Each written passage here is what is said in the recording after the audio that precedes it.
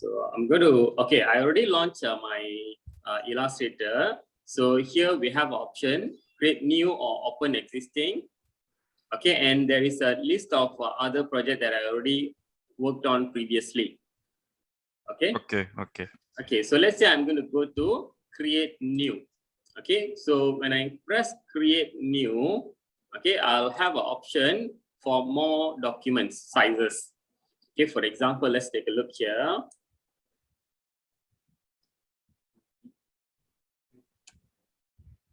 Okay, so on top here you have a saved, recent, saved, mobile, web, print, and so on.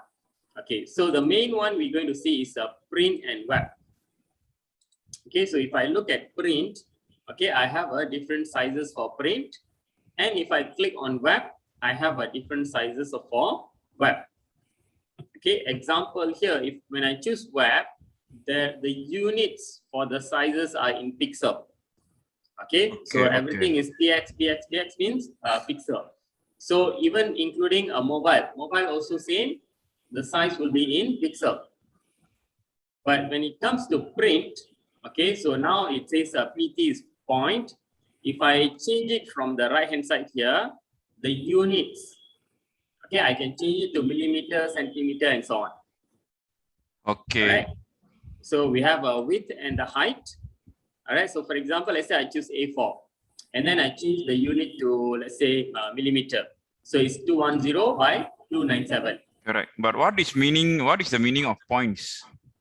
Okay, just another unit. Okay. Okay, this one I never used before. Okay, so it's just another unit. So you can try to go to Google, you type 0.2 millimeter. So there is a conversion rate there. Yeah, something new. I'm seeing points. Okay, so it's just another unit. Okay, right? Okay, so like for example, 1 inch is equivalent to 2.54 centimeter, for example. 2.54 or 57, something like that. Okay, and then 1 centimeter is 10 millimeter. So something like that. There is a conversion. Okay. Is it echo? Okay. Can you hear me? Yeah, can. Just now I hear some sound. Okay, if you are using two devices, right, you can mute one of the device. No two device, only one headset. Oh, I see. I think phone won't be disturbing that, right? Yeah. Because I didn't own any Bluetooth. Okay. But you are using your PC or phone? PC, sir. The Zoom, you got login to PC or not? Yes, correct. Okay, you have to turn off the speaker for in the PC and also mute the Zoom on the PC. Okay. But phone you are talking, right? Mute the headset or mute the speaker.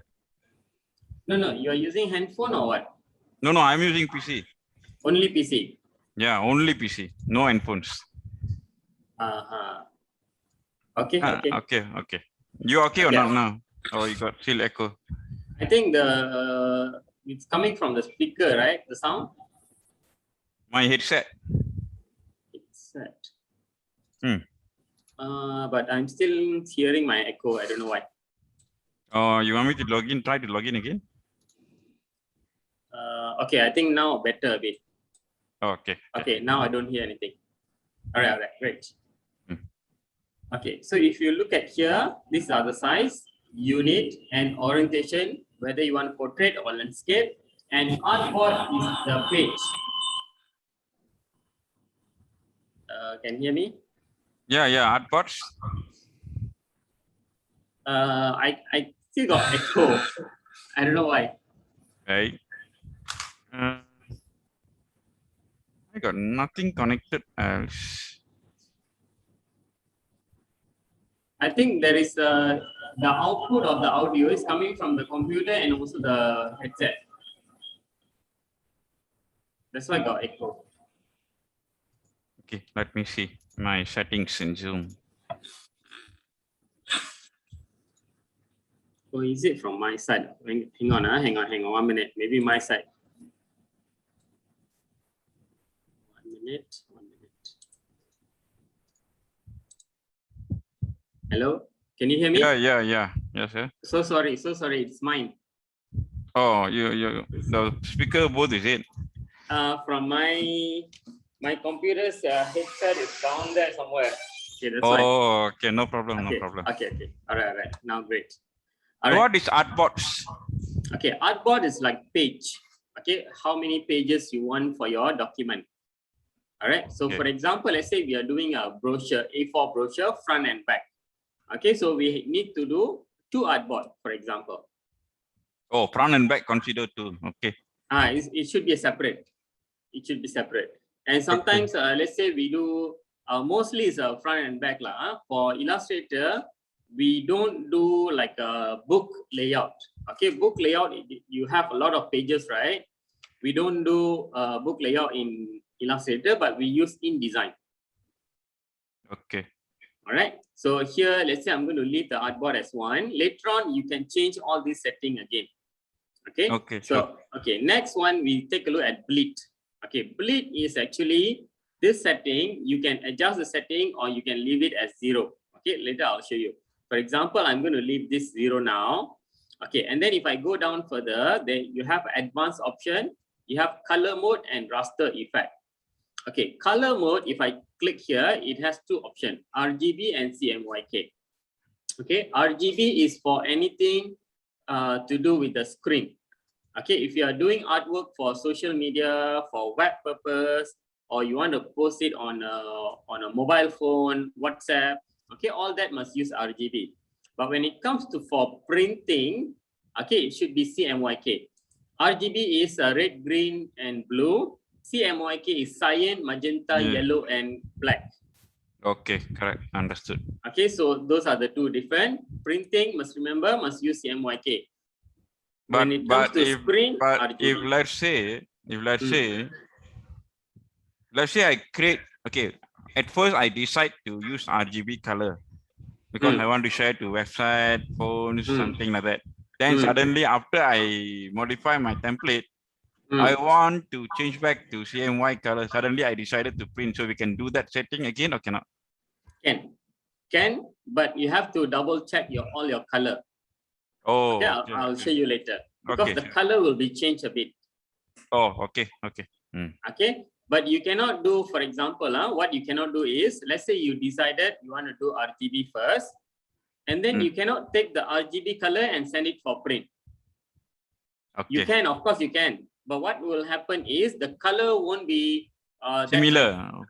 Won't be similar. Number 1, it will be weird, the color. Oh, okay. Okay, so you have to change back to CMYK, and then you make the color adjustment, then only you send to print. This one applies for Photoshop also, because last time I tried to print in Photoshop, but my template is RGB, but I print out, it's totally different. Yes, same. It applies to any software. Okay, so the color mode is quite important. Okay, and then you have a raster effect here. Raster effect is actually resolution. Okay, so if I click here, you have a high is 300 ppi, point per inch. Okay, medium, screen. Okay, screen, you must remember any screen, whether it's a TV, website, handphone, or cinema. Okay, all that screen resolution is 72 ppi. Okay, that one if you are doing for your screen. But now I already choose a print, A4, and then this is my setting. For printing, you must choose 300. Okay. Unless if the size is very big, like for example, we are doing bunting, banner, okay, that one you can lower down to 150.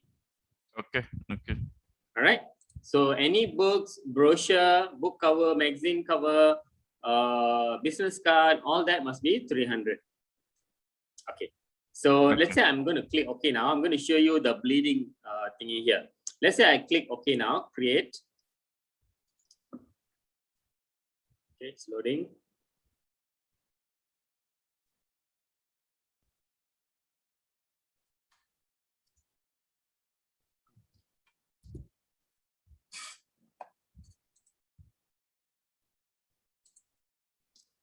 Set. Okay, so I have a blank white color page here. Okay, this is my document size, A4 size. let's say I create another document. Okay, I go to new, file, new, and then let's say I put a bleed, let's say 5mm bleed. Okay, so everything will be 5, top, left, right, bottom, up, everything is a 5. Then I go to create again. Okay, can you see the difference between the first one and the second one? There is a red color box around the document. That means it is comparing the A4 with the new one that you create. Yeah, so this one, it has bleed, okay, 5mm. Okay, this one is just a guideline for us. Okay, guideline for us saying that this line, the red color Consider line, as a borderline. yes, borderline 5mm from the document. Okay, 5mm from the document. Okay, why do we need this bleed?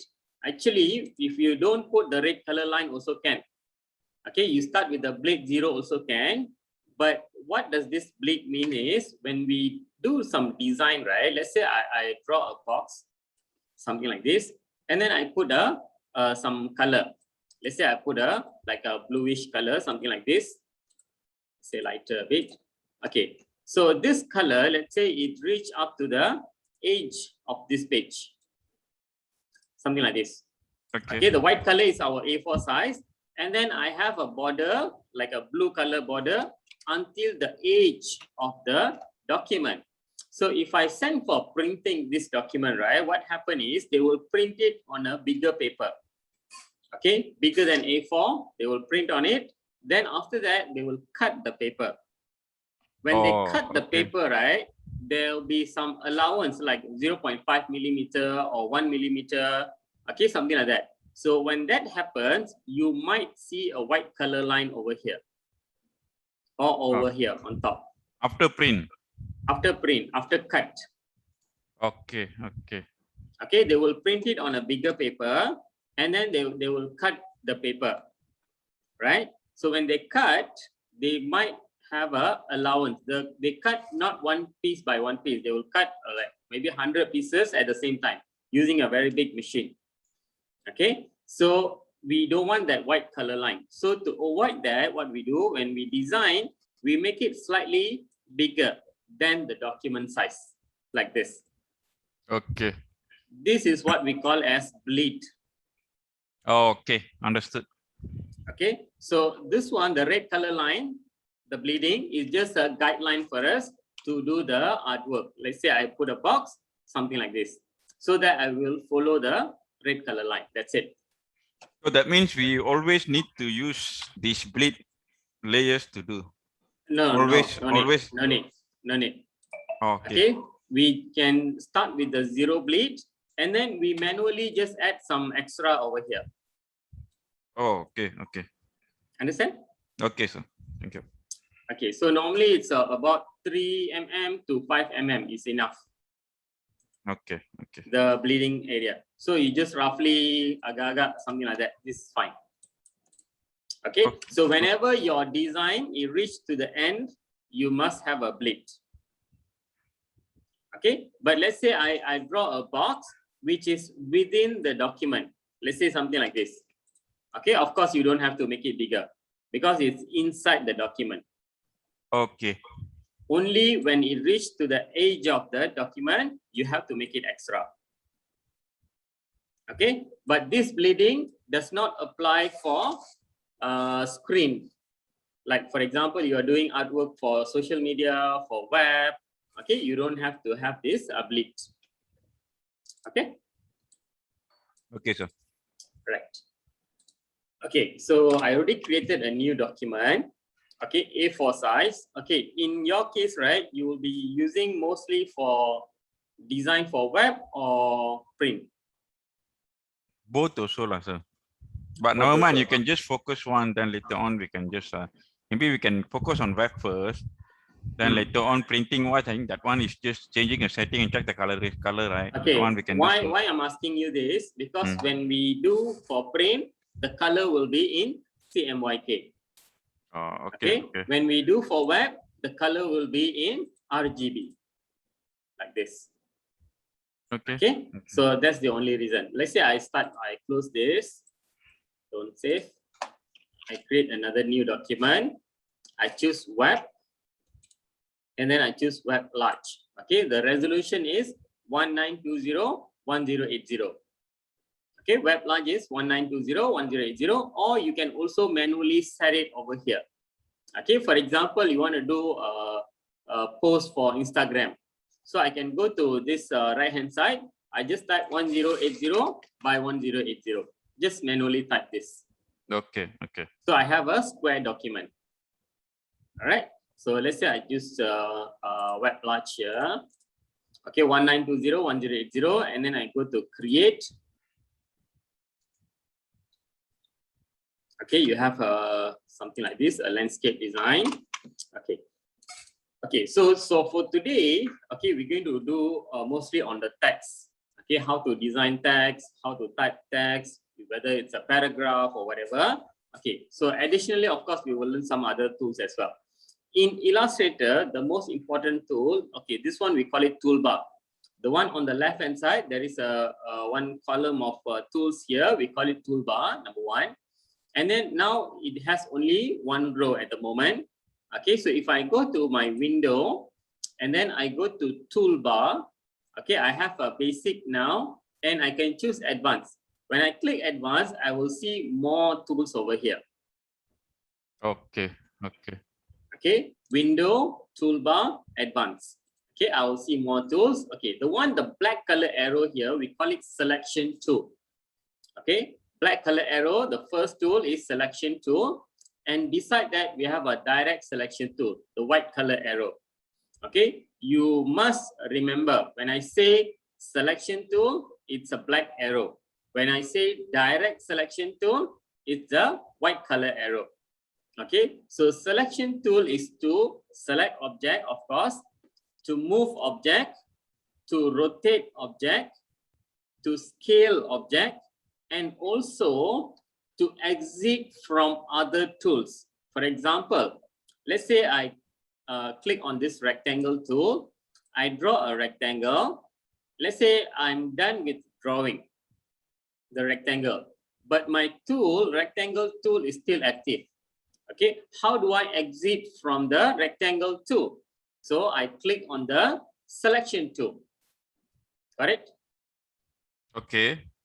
If I don't exit from the rectangle tool, whenever I click, it will create new rectangle. Yeah, okay? correct. Correct. So okay. you must exit from the rectangle tool. How? You click on the selection tool. Okay? Okay. Okay. All right. So let's say I remove all this. I use my selection tool. I select and then I press delete to remove. Okay. Now I have a rectangle shape over here. To zoom in and to zoom out in your document here, you press Control plus, Control minus. That's number one. And Control 0 is to fit to your view. For example, I already zoom out. When I press Control and 0, it will fit to your screen. Okay. Clear? Okay, sir. Clear. Okay. So now, let's say I select the object using my selection tool. When I select my rectangle shape, I have this like a bounding box. Okay, I can click and drag from the corner, from the side here, left, right, up, down, okay, to rescale the object. Can? Okay. Then in the rectangle box here, there is a small circle at the corner here. When I click and drag that corner, it will become a rounded corner. Okay. Okay. Okay, so now you see when I click and drag the rounded corner here, all the corners will be changing the size. It will become a corner, right? The rounded corner. But let's say I want it to be only one of the corner to be rounded. Okay, so I'm going to click and drag back, move it up here so that it become rectangle. Now I choose my direct selection tool. Okay, when I choose direct selection tool, you can select the anchor point. Can you see this? Okay, some software, the anchor means it's different thing. Okay, in Illustrator, the anchor means is this point. Okay, in After Effects, the anchor point is the center point, right? Correct. Correct. In Illustrator, anchor point is referring to these points. The points that made the rectangle shape. Okay, okay. All right. So you can click the anchor point here and then click and drag the small circle. Got it? Anchor point, it is moving. Click on it. Click and let go the anchor point. Then you will be seeing the circle. Then you click and drag the circle. Oh, only that particular point. Okay, okay. Yeah. Understand.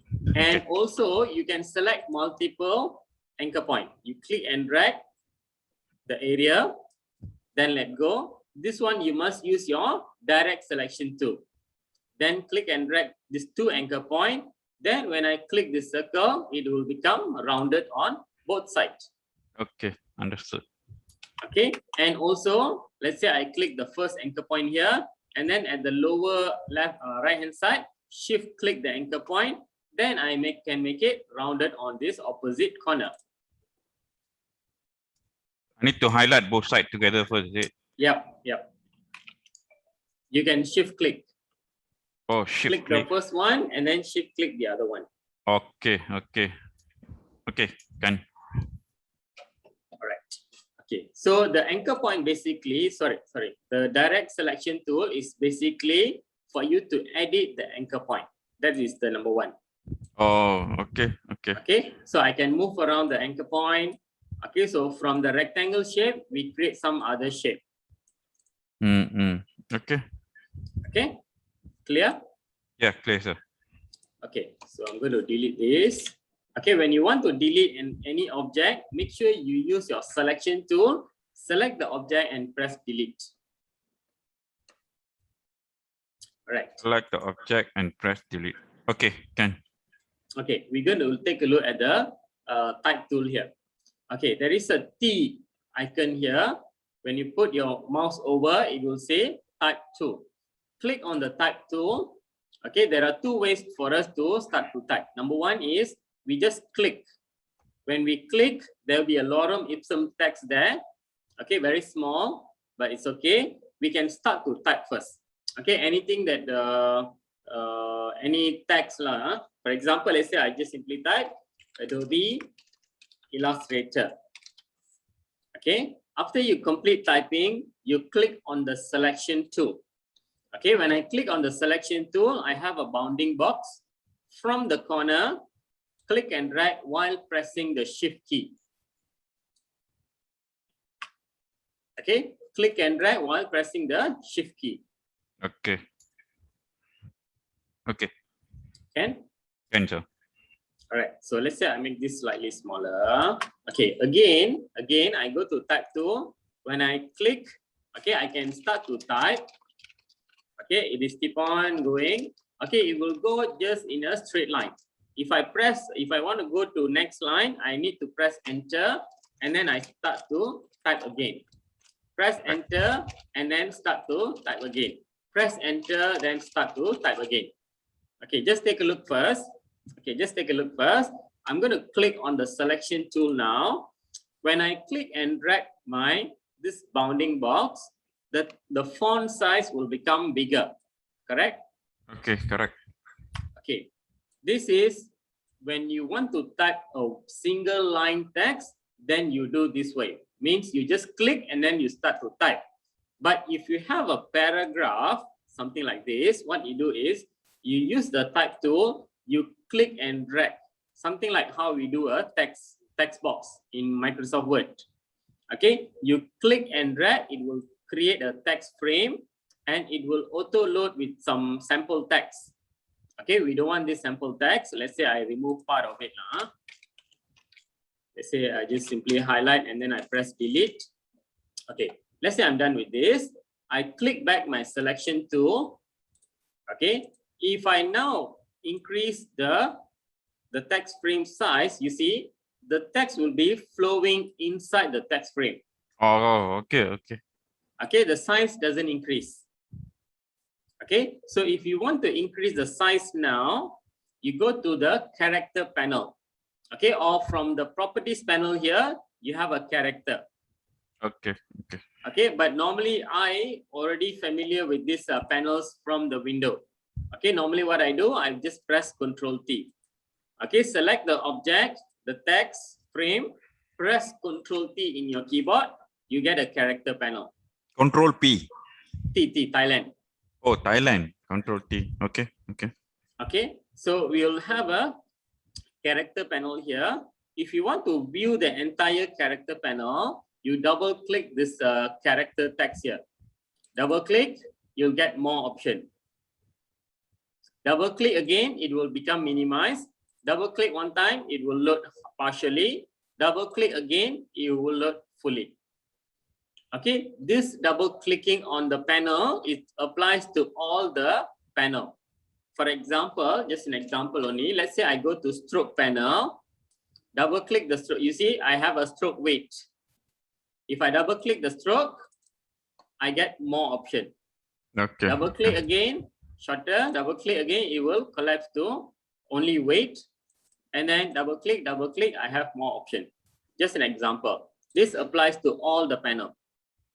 All right. Okay. So Okay. in the character panel, I'm going to increase the font size. Something like this. Okay. When you are increasing, you see, now I increase the font size. Now I get a red color icon here with a plus button. Okay. That means there is a text overflow. Okay. So either you increase the text frame or you reduce part of the text. Okay, understood. All right. So here, if I adjust, of course, the text will flow again, something like this. And can you see there is a dash over here? Yeah, that means the wording is fully continued at the second line. Yes, correct. So it's actually one word. It's separated by a dash. Okay, this one you can adjust by going to paragraph. Okay, so paragraph panel. If you don't have a paragraph panel, you go to window, you go to type. Okay, window, type, and then paragraph. Okay, okay. Okay, the character panel also from here. Window, type, character. Or you should use the shortcut key Ctrl T. Okay, sir. All right. So I go to paragraph and then I uncheck the hyphenate. When I uncheck the hyphenate, then you see the word will not be separated. And there is no dash. Hyphenate. Oh, okay. At the bottom of the paragraph panel. Okay, so remove this. All right. So these are the two ways of typing a text. Number one, if you have a single line, you just click and type. And if you want to enlarge the text, you can select the text using the selection tool, click and drag from the corner while pressing the shift key. But if you're doing a paragraph, you need to click and drag to draw a text frame. Click and drag to draw a text frame. Then to adjust the font size, you can select using your selection tool. Then you open up the character panel, Ctrl T for character panel, adjust the size from here. Okay, sir. Okay, so if I select using my selection tool, the whole text frame is selected. If I change the font size, it will apply for the entire text, correct? Correct. Let's say I want one of the word or one of the sentence to be in a different size or different color or whatever. You can also highlight using the type tool. Okay. Go back to type tool, you click and drag to highlight. Okay, just highlight the text and you make changes. For example, I increase the font size. Something like that. You can do that. Okay, increase or bolding it. Okay, can. Okay. Okay, so if I select the text frame and then make changes, it will apply for the entire text frame. Let's say I put here 30, something like this. So far clear? Okay, sir. Can. Okay, very good. All right. Okay, now let's say I remove this.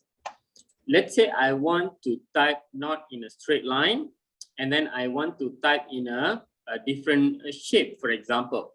Okay, so what I do, I need to have that line first. Okay, instead of straight line, I want it to be wavy, let's say. Okay, so I need to draw that line. To draw the line, we use the pen tool. Okay, I go to pen tool, I click and drag, and then I click. Okay, here what happened, you have a fill color. Okay, even though you only draw a stroke, there is a fill color for this stroke part.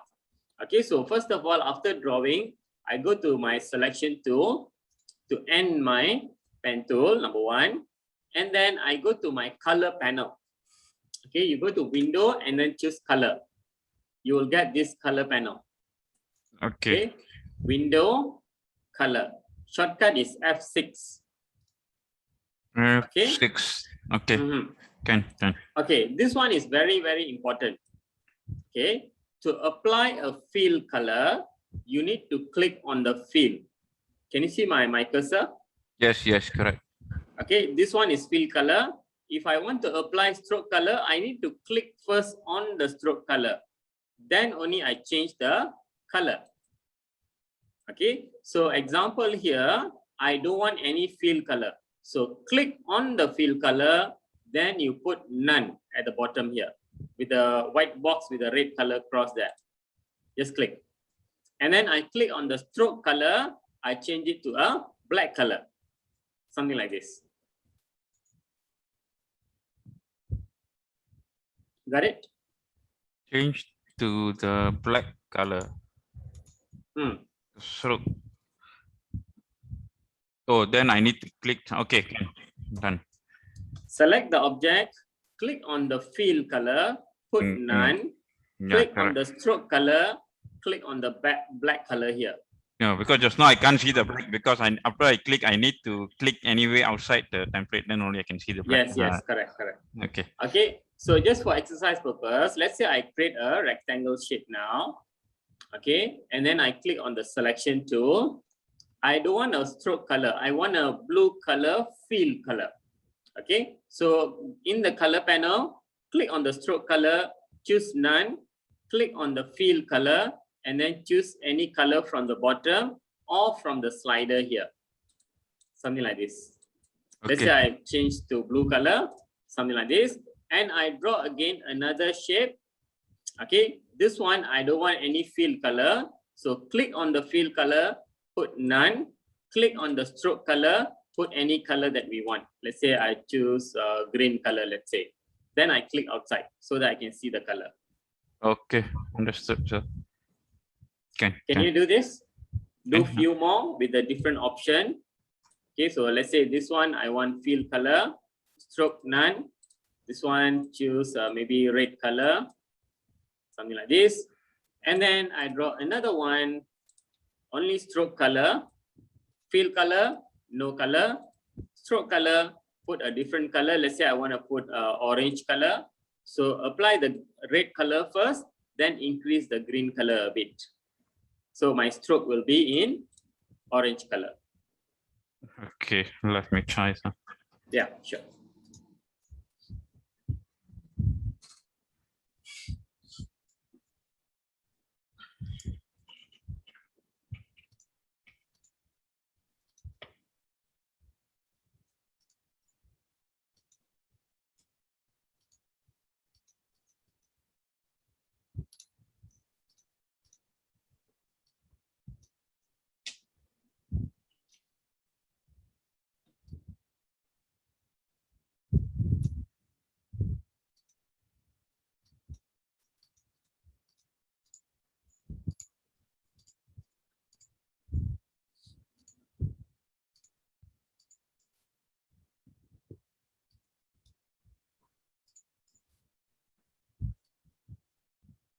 So the color only, the preview of the color, we only can see it in the color panel, is it? We cannot see it in the directly in the shapes that we are drawing, is it, for stroke?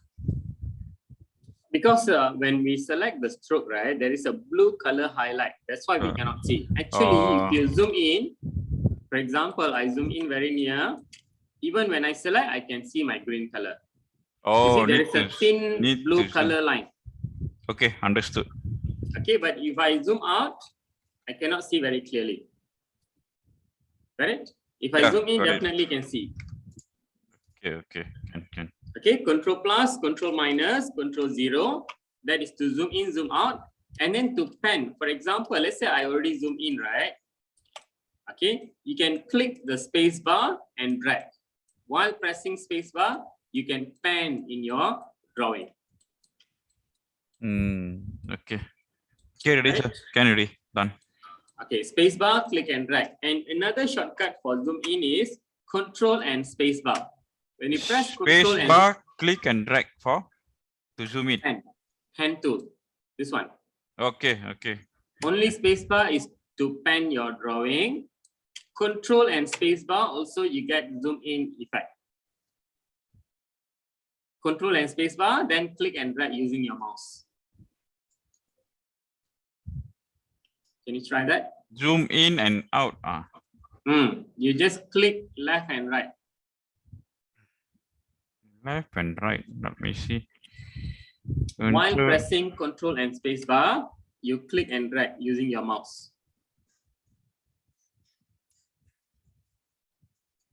But zoom in can, zoom out cannot. Okay, zoom in, is it drawing a box?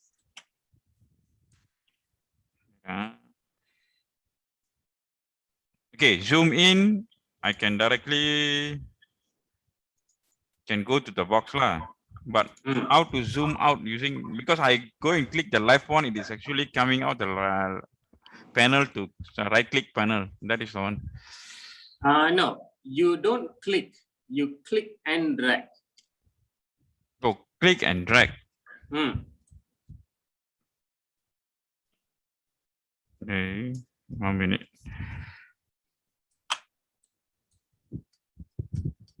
Can you share your screen? A minute. Okay, sir. Yeah. Just now, what option did you click to fit control 0? Control 0, yes. Okay. Let me see. Okay. So you can see my screen? Yeah, can. So control space. Then I need to click and drag. Click and drag. Okay. Oh, now can. Just now cannot. Just now it's not working. Just now. Okay.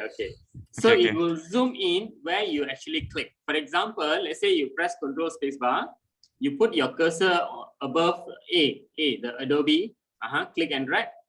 So you see it is focusing on the A. Oh, okay. Okay. So if you choose any other point, it will zoom into that point. Okay. Can. All right. Okay, sir. Thank you. Control and space bar.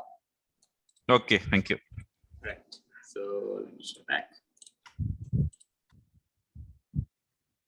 All right. So let's go back to our path. Okay, this one we can delete now. Okay, this path, after we draw, we remove the fill color.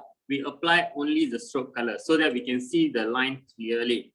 Okay, let's say I want to type on top of this line now. Okay, so I go back to type tool. I bring my cursor on top here. Okay, I will see path. Okay, there is a purple color line saying path. All right, so then I click. Okay, so when I click, it will auto fill with some text. So we can just start to type. Okay, so for example, let's say I type Adobe Illustrator. Okay, something like this. And then I spacebar, and then maybe I increase the font size. I can highlight now, and then I go to my type tool, character panel, and then increase the font size. Something like that. Okay, can. Okay, I also can change my font type. Let's say I change to something else, Arial, bold, let's say, and then reduce the font size a bit. Something like this. Then click back on your selection tool. Okay, of course, when you start to type, your line will be like hidden. Okay, line is still there, but it is hidden. But you still can edit the path. All right, so how to edit the path? you use your direct selection tool. Click on the direct selection tool, bring your cursor on top of that path, then click on the path. You'll be able to see all this anchor point. So you can move the anchor point. And then also adjust the handle a bit. You still can do that. All right. Okay, can.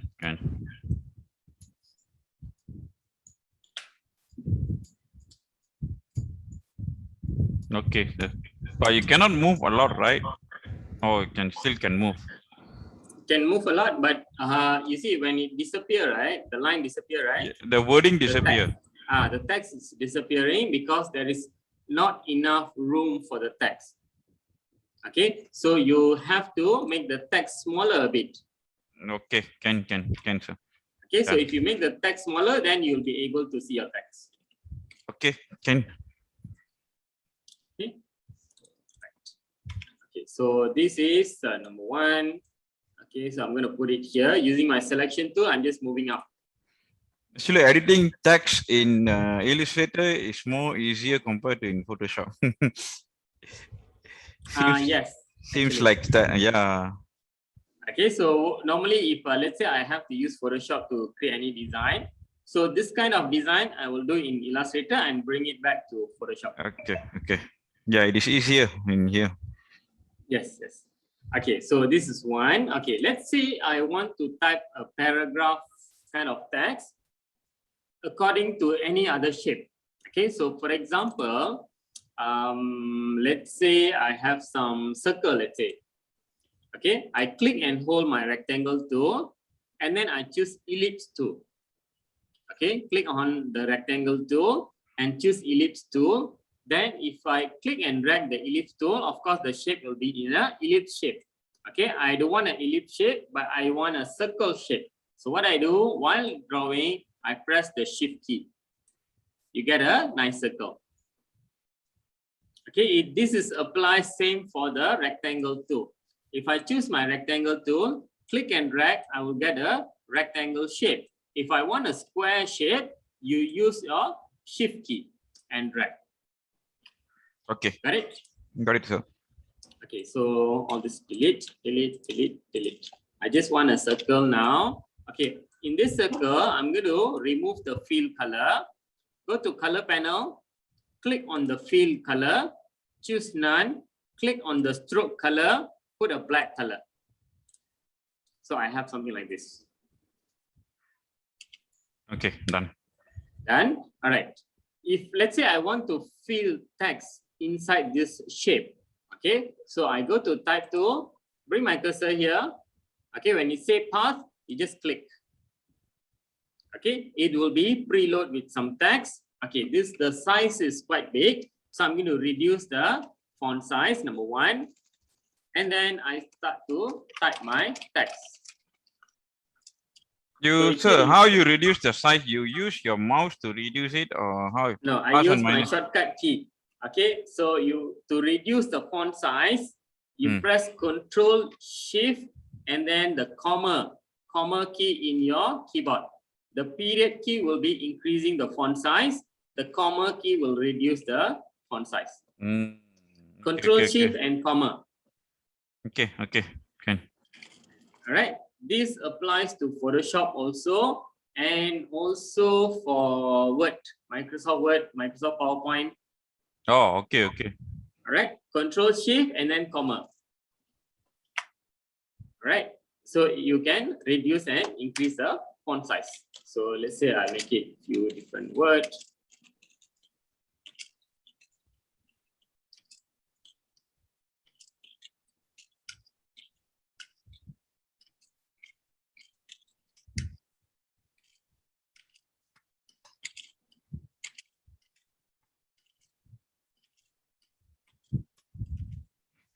Something like this, and then I can center align. Okay, to center align shortcut is Control Shift and C. Control Shift and C. C, center align. Left align, Control Shift and L. Right align, Control Shift and R. Left align, right align, center align. Or you can go to paragraph panel. You can choose your this one. Okay, left align, center align, right align. Okay, something like this. So I can type more.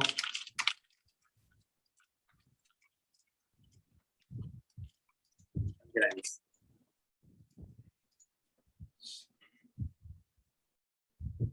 Clear so far? Yes, sir. Great. Okay, good. Okay, so this one is circle. Okay, this applies same for a rectangle shape. If let's say I have a rectangle shape, I remove the fill color, or you can also, you see, for example, here fill color is black, stroke color is none. I can go and use this arrow here, swap fill and stroke. Just click. So fill is none, stroke is black now. This arrow. Okay. Oh, okay. Can. Right. So let's say I have my rectangle shape here, and then I go to my type tool, just click on the path. Okay, it will load with the text. Let's say left align, right align, center align. You can change it accordingly. Then done.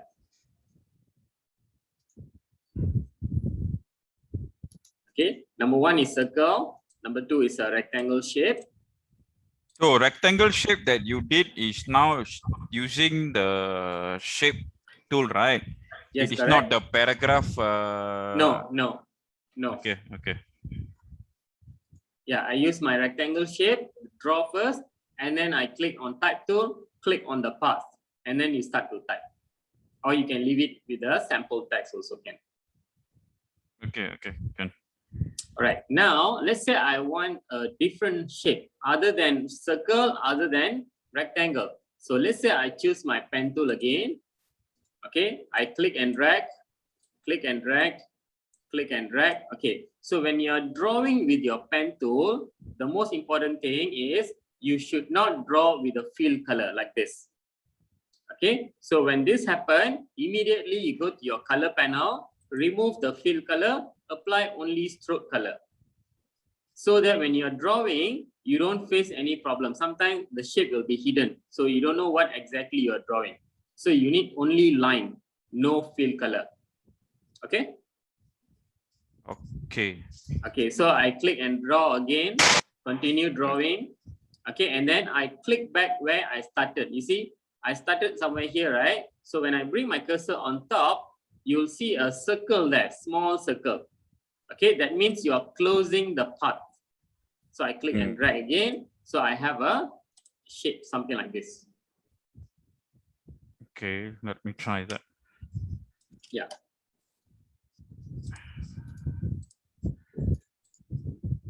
Have you used a pen tool in Photoshop before? Yeah, sir. Okay. Yeah. Okay, great.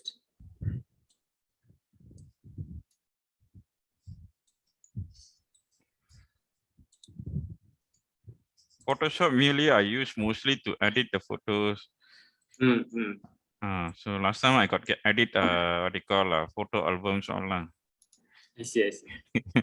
But that one is only the photo editing, wedding photo albums. Okay. So now I need to remove the black content fill.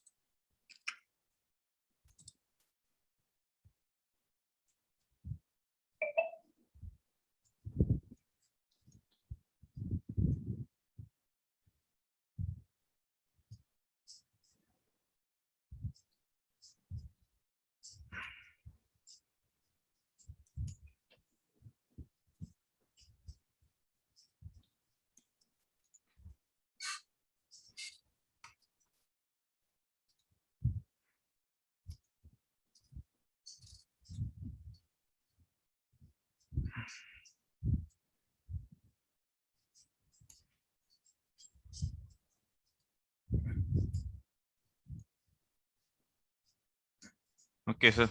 Done. Okay, so I have a few different shapes here. Okay, so let's say I go to type tool again. Okay, if I click on the part here, it will be loaded with some text. So let's say I reduce the font size and then I copy the text and then I copy paste again. Something like this. Okay, okay. Okay, so it will fill up according to whatever shape that we have. All right, so let's say I remove part of the text here. And how come your words exactly following the path, but my one is not following? You need to click something else, is it? Because the size is quite big. Your font size is big. Correct or not? My font size, your size is, what is your size, huh? Your character size? Mine is 15. My one is 16. Okay, can you try to share your screen? Let me take a look. Okay, and then I put justify, not left align, not right align, justify. Oh, which one so is if that? I put left align, Oh, right, justified. Okay. Can. Okay, done. Okay, so if I put left align, only one side it follow, another side it doesn't follow. Right? Okay, can, sir. Better. Okay, and then when you reduce the font size only, it will look better. If your font size is quite big, then it will be not so nice. Correct. Okay, see, something like this. You don't see the shape exactly. All right, so here also same. Go to type tool and then you click on the part, you will fill up the space. Okay, so select this, go to paragraph, and then I go to justify. So font size both over here is quite big. So let's say I reduce the font size, and then I just copy the text, paste again. Here the same, copy, paste, something like this. Okay. Interesting, lah. Okay. So all right. So this one, okay. So all this shape, right? So we created shape and then we put text inside the shape. Okay. So here was the same. Create shape and then put text inside.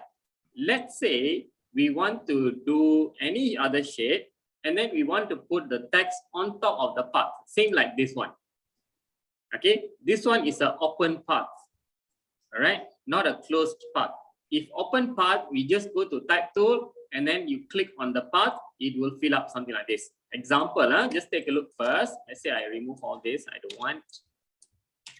Okay, let's say I go to my pen tool, I click and drag, click and drag, click and drag. Okay, this is open path, correct? We haven't closed the path, right? So we have something like this. Okay, another example is a closed path. I go to draw, click and drag, click and drag. Let's say at the bottom here, I bring it down, okay, something like this, and then close it back. Okay, so this one is a closed path.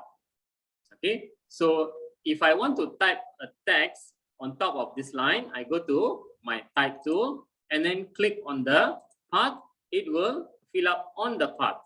But over here, because it's a closed path, if I use my type tool, if I click, it will go inside the object, not on the line, correct? Correct. Okay, so I don't want it to be inside, but I want it on the line, around this object. So you click and hold the type tool.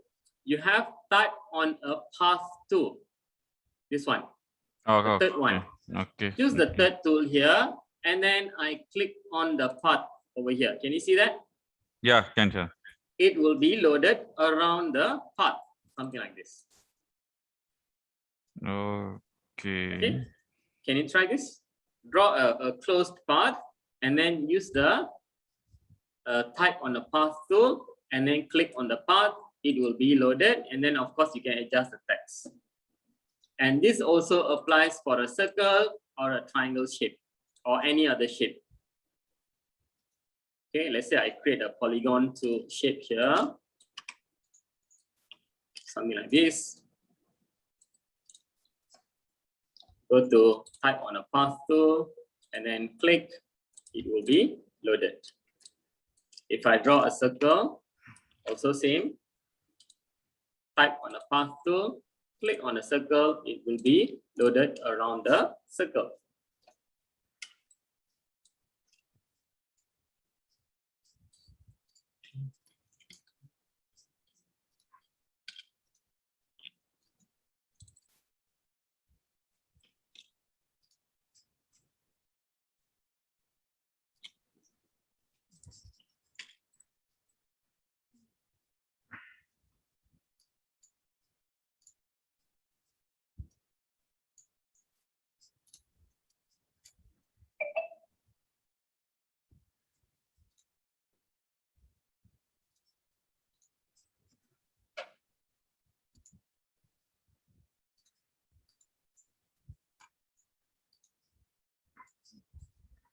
Oh, text editing here is very easy, sir.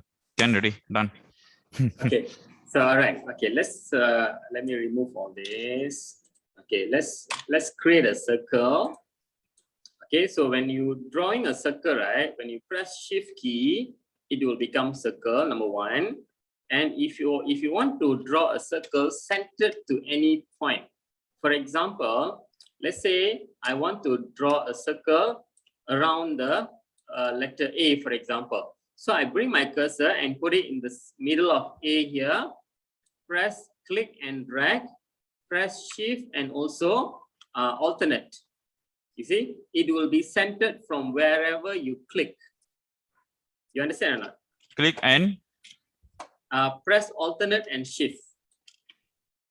Alternate and shift. Yeah. Ah, okay, can. Okay, but when you only press shift, it will start somewhere else. It will draw in other position. Okay, but when you press alternate and shift, it will be centered from the point where you click. Understand or not? Yeah. Okay, alternate and shift key. Let's say I already complete drawing, remove the fill color so that I can see. All right, so now I'm going to type something over here. Let's say on top here, I type Adobe Illustrator. And at the bottom, I want it to put text editing or whatever lah. Okay, so what will happen here if I just go to type on a path tool, I click here, you see the text at the bottom here, it's upside down. Upside down. Yeah, correct. Correct or not? Okay, so this is not a very convenient way of doing things, right? It should Correct. be in the opposite direction, right? Okay, so what we do, so let's say I type Adobe Illustrator, tabs, Illustrator, something like this. Okay, maybe reduce the font size a bit, something like that. Then after that, what I do, I click my selection tool. Okay, when I click on the selection tool, there are three things over here. There is a two-line, double line here, and there is a single line over here. Can you see that? Double line and single line. When you click the selection tool, is it? Yes, correct. Okay, can. Okay, so one is the starting of the text, another one is ending of the text, and another one is the middle of the text. Okay, now we don't see that because our text is left aligned. So let's say I go to my paragraph, I go to align center. Then you can see clearly. When I choose align center, this is my start and end line. There is two lines over there and my middle line. Okay, correct. All right, so I can actually bring my cursor, and then you see when I bring my cursor near to the line, it will change a bit. The Correct. cursor will be changing. Okay, the moment the cursor change, I can click and drag to adjust this. So this is my end of the line. So let's say I bring it to the side of the circle, and the beginning of this line, right? Okay, beginning of the text, sorry, do back. Okay, this one I bring it to the side of the circle again. So now I know that this text is exactly in the middle of the circle. Okay, the start line I put here, the end line I put it here. You bring the two line. Okay, I undo back. Take a look. Take a look. Okay. Okay, the letter A is over here. Okay, the line which is nearest to A is this one.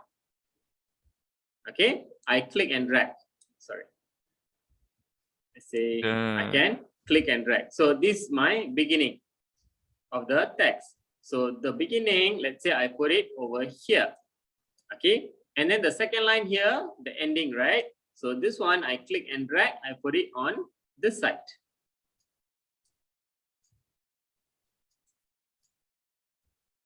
Can I not? 1 minute. Yeah. The second line. Okay, can. All right. Your text is already centered, right? Align center. Yes, correct. Okay. You mean the paragraph, is it? Yeah, centered. Yes. Centered. Yes, correct. All right, great. Okay, now I want to type another text at the bottom, but in the opposite direction. Means I don't want it to be upside down, but I want it to be easily can be read by the audience. So what I do, I draw another circle. Okay, so I go to ellipse tool. I bring my cursor until I see the center of the previous circle. Can you see my center there? Correct. Okay, then you click, press alternate and shift. You draw another circle which is aligning with the Adobe outside, not the inside, outside. Something like that. Then you let go your mouse. Then maybe you can remove the fill color so that you can see the shape. Can you do that? 1 minute, sir. Yeah. Alternate shift, center.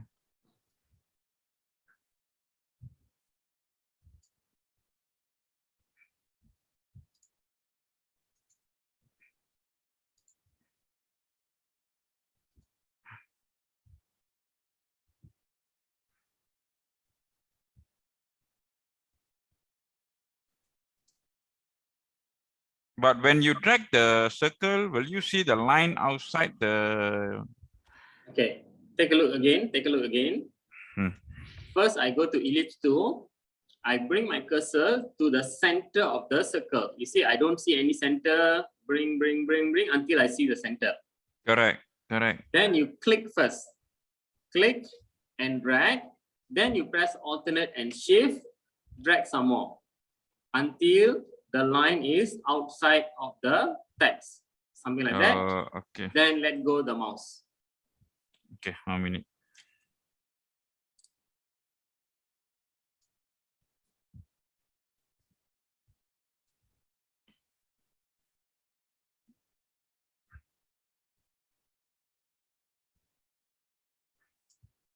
Okay.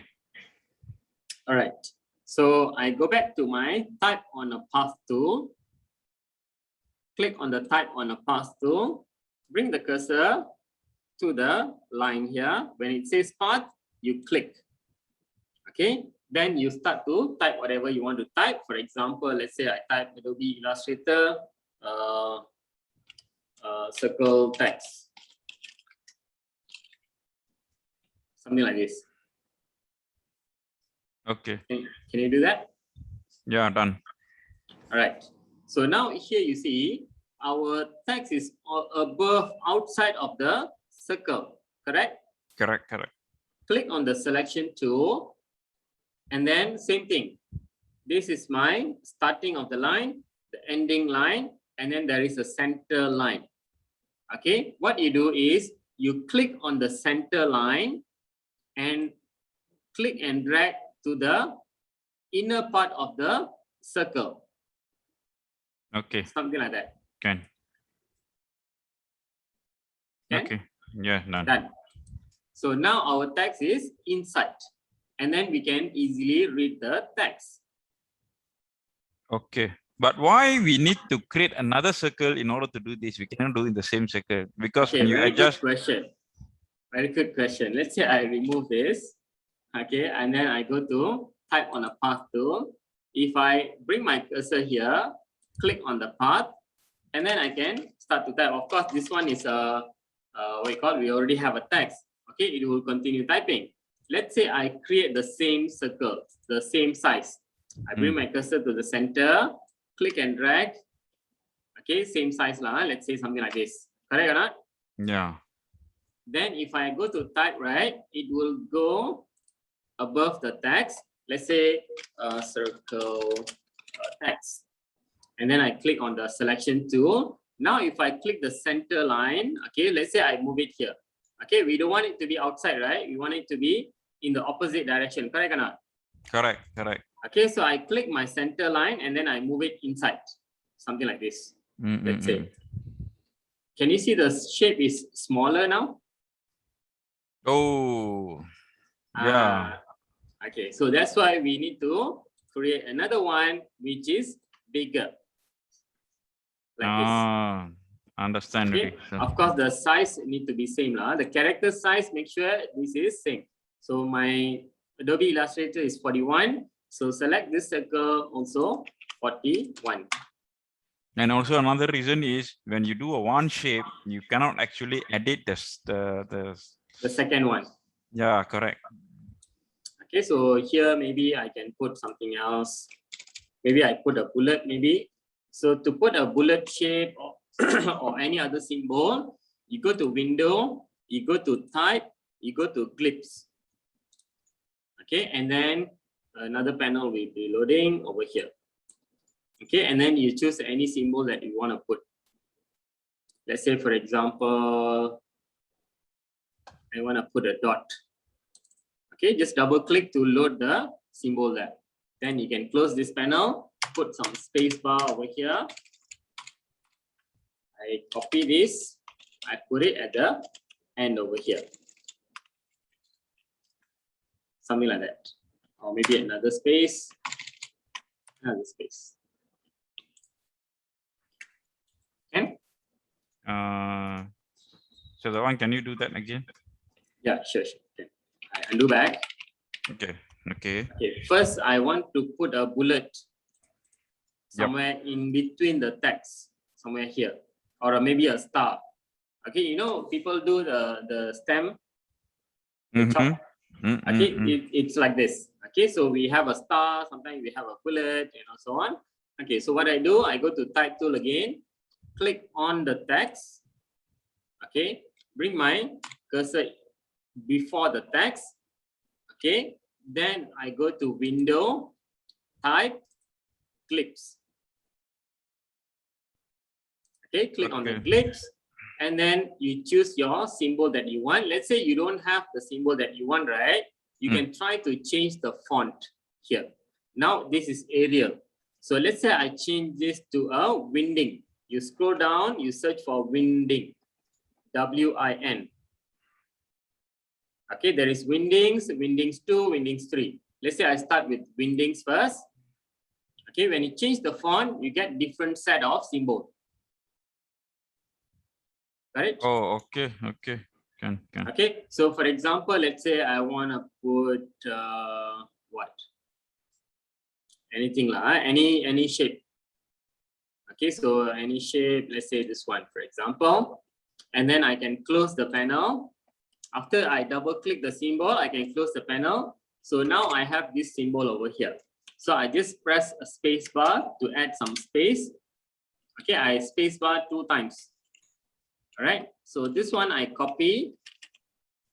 Okay, I just highlight and then copy, go to the end of the text here, space bar 2 times. Oh, sorry, you can't space bar now. Paste it first. Okay, here you see when I press space bar 2 times, the space is very small right here, right? Correct. So why? Because of the font. So here, you see I highlight this part, the font type is winding. Okay, but here the empty space here, the font type is Arial. Okay, let's say I change both to Arial. So I highlight the empty space here, I change this to Arial. Okay, now I have a equal size. I press spacebar 1, 2, so I have 4 space over there in between. 1, 2, I have a middle part here. Got it? Okay, let Try me first. try. Okay, 1 minute. Character change to Arial.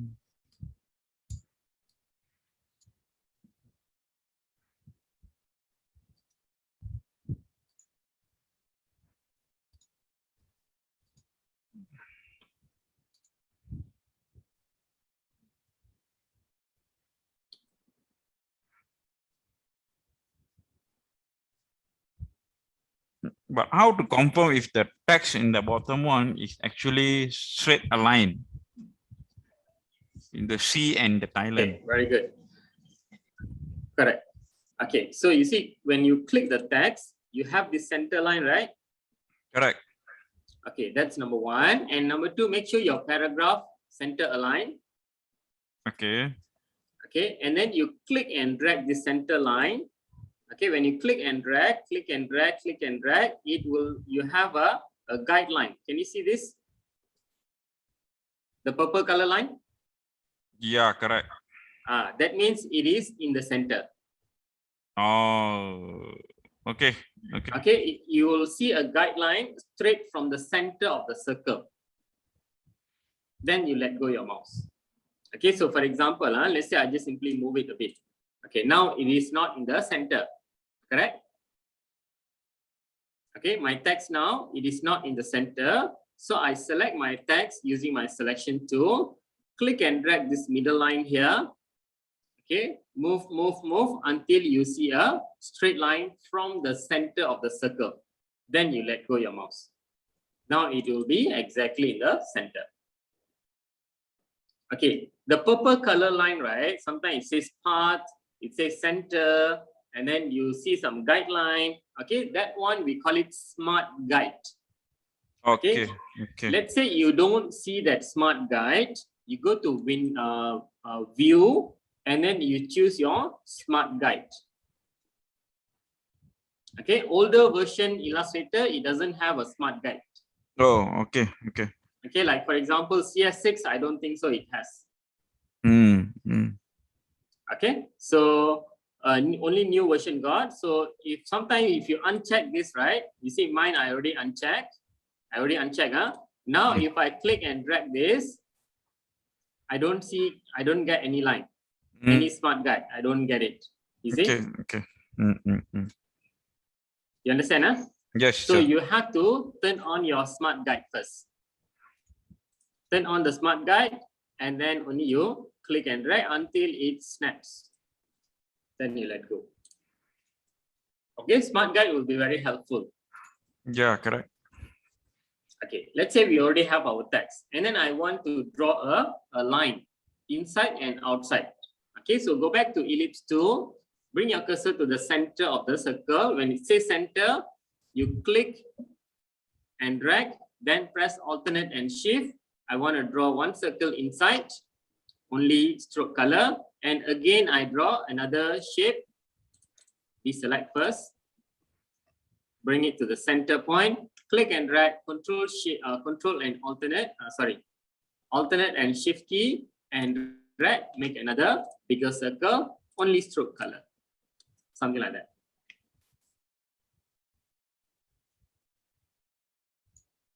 Okay. Yeah. 1 minute. Another one.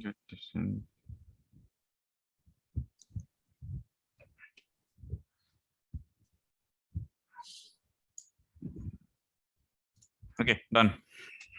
All right. And then let's say I want to adjust the stroke weight. Okay, this one is too thin, let's say. I want to make it slightly thicker. Okay, so we need to go to the stroke panel. Okay, we already seen color panel, we already seen character panel, paragraph panel. Now I go to window and then I choose stroke. Okay, click on the stroke panel.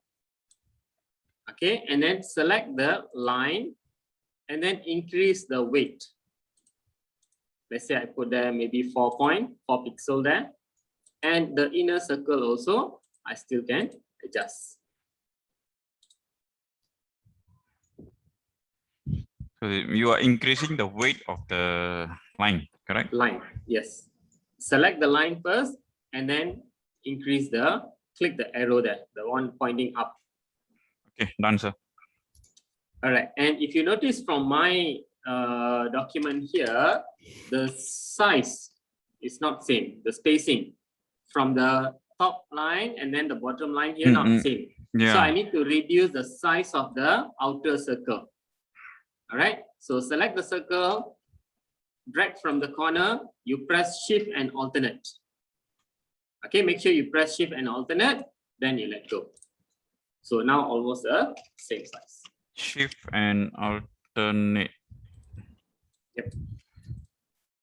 Oh, okay, okay, can.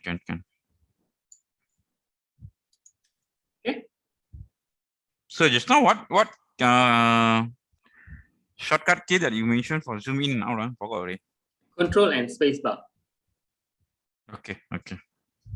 Control space bar, you click and drag. If you want to fit to everything, you press Control and 0. Okay.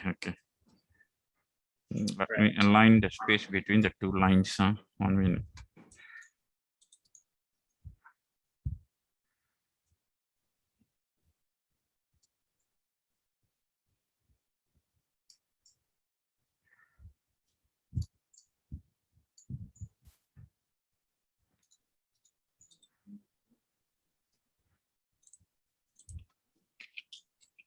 Okay, sir, done. Okay, this is good. All right.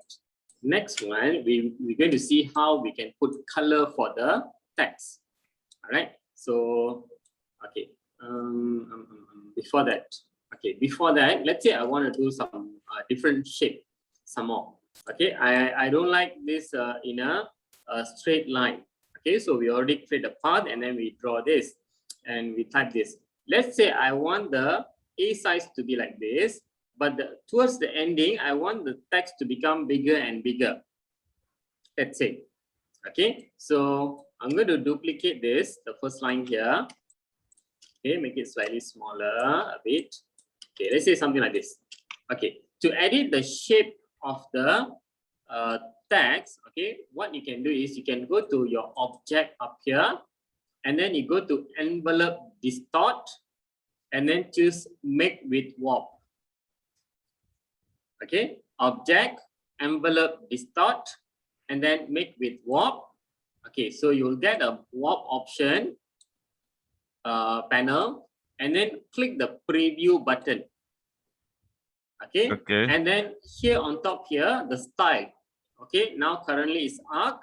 You can click the arc and then you can choose a different type of arc, number one, or you can also edit from here. For example, the band. Okay, so you can change the band. Number one, how much you want to bend. Let's say I don't want it to be bent. Let's say I can put 0 here. And then you have a distortion, horizontal and vertical. Okay, so you see when I increase the horizontal, here becomes smaller, the other side become bigger. Okay, if I adjust the vertical, also I can adjust that, something like this. Got it? Okay. And also you can try and with the style. Okay, so for example, let's say I choose arch over here, and then adjust the band, adjust the horizontal, something like this. Okay, you can try that. Okay. Then click OK.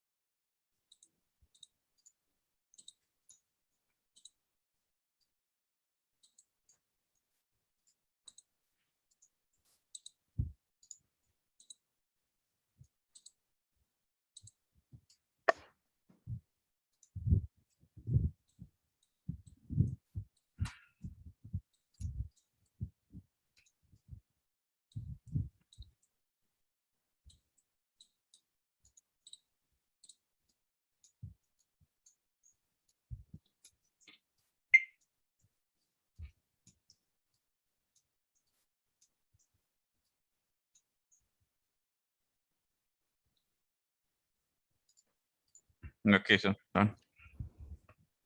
Can? Yep.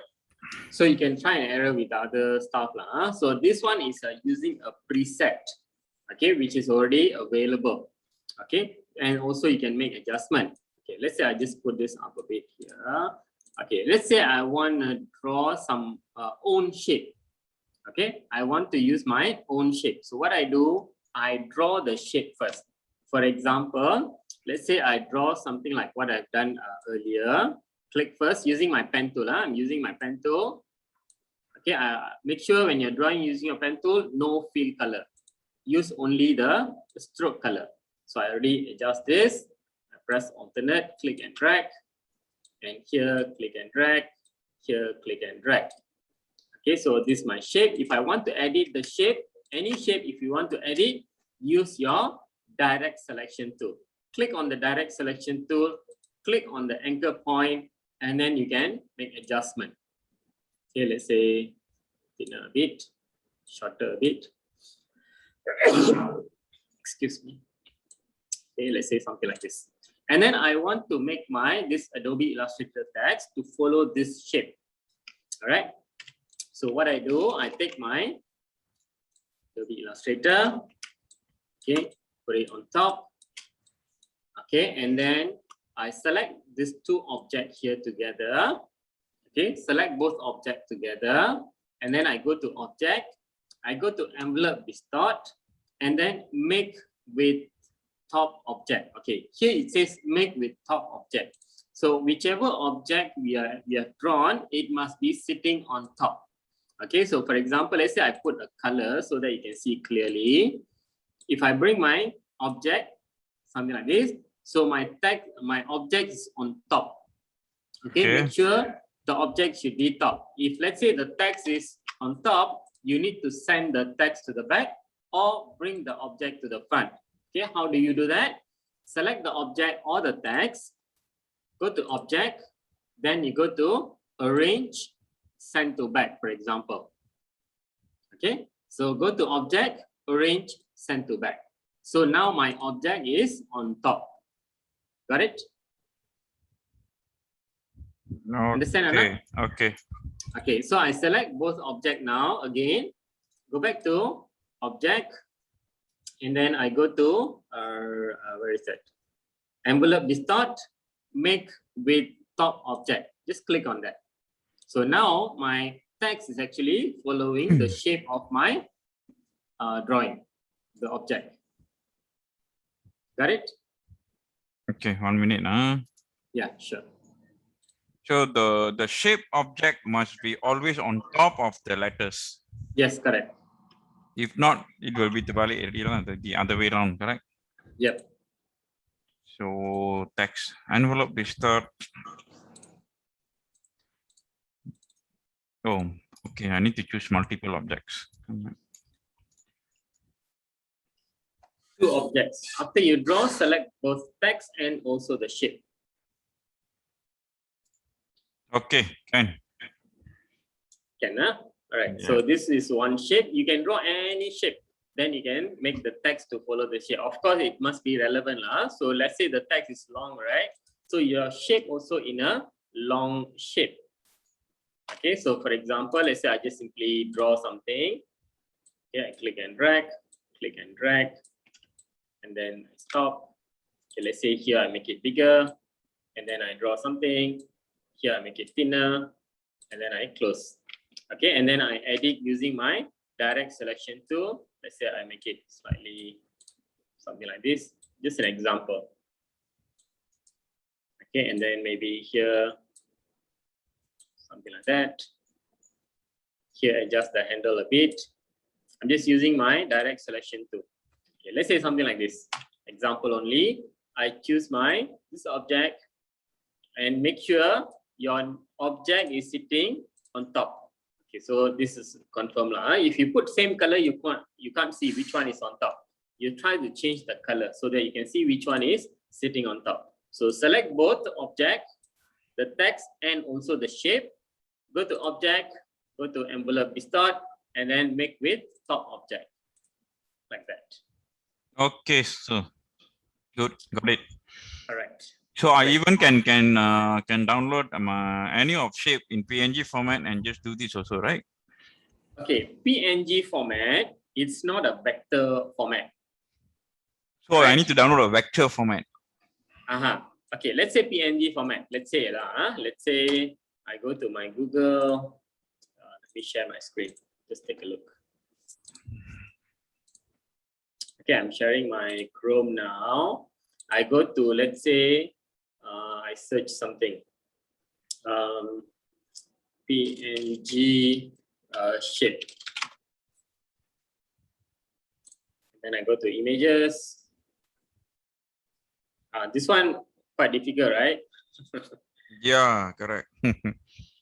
Okay, just simply just try and see Let's say I'm downloading this image. I go to this website. Let's try and see whether it works or not. Okay, click on download PNG. Okay, wait for 5, 6.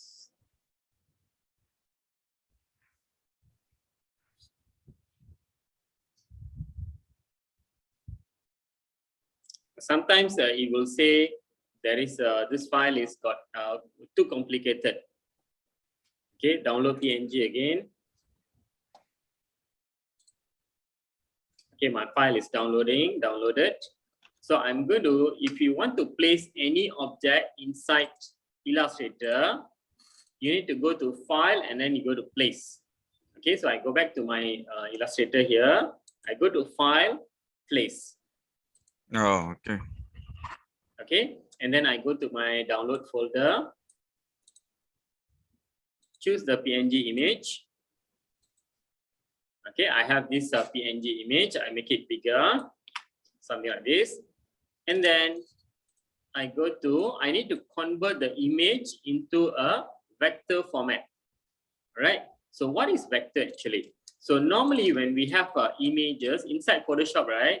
When you edit something, you zoom in, it will become blurry. And then you zoom in some more, it will become pixelated, correct? Correct. But here, AI, it doesn't work like that. Oh, wow. It's very sharp. Can you see that? Yeah, can. Why? Because this is vector. You can make it from business card size into a billboard size, no problem. Oh, okay. Okay, but when it comes to photograph images, if you create using Photoshop, okay, any raster image software, then definitely it become blurry. Okay, but that's why that is one of the beauty of this vector-based software. Illustrator is a vector software. Okay, so you can make it as big as you want. Okay, so but this PNG image, if you zoom in, Blurry already.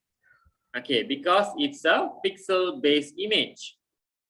Okay, either you download a vector file or you convert this image into a vector.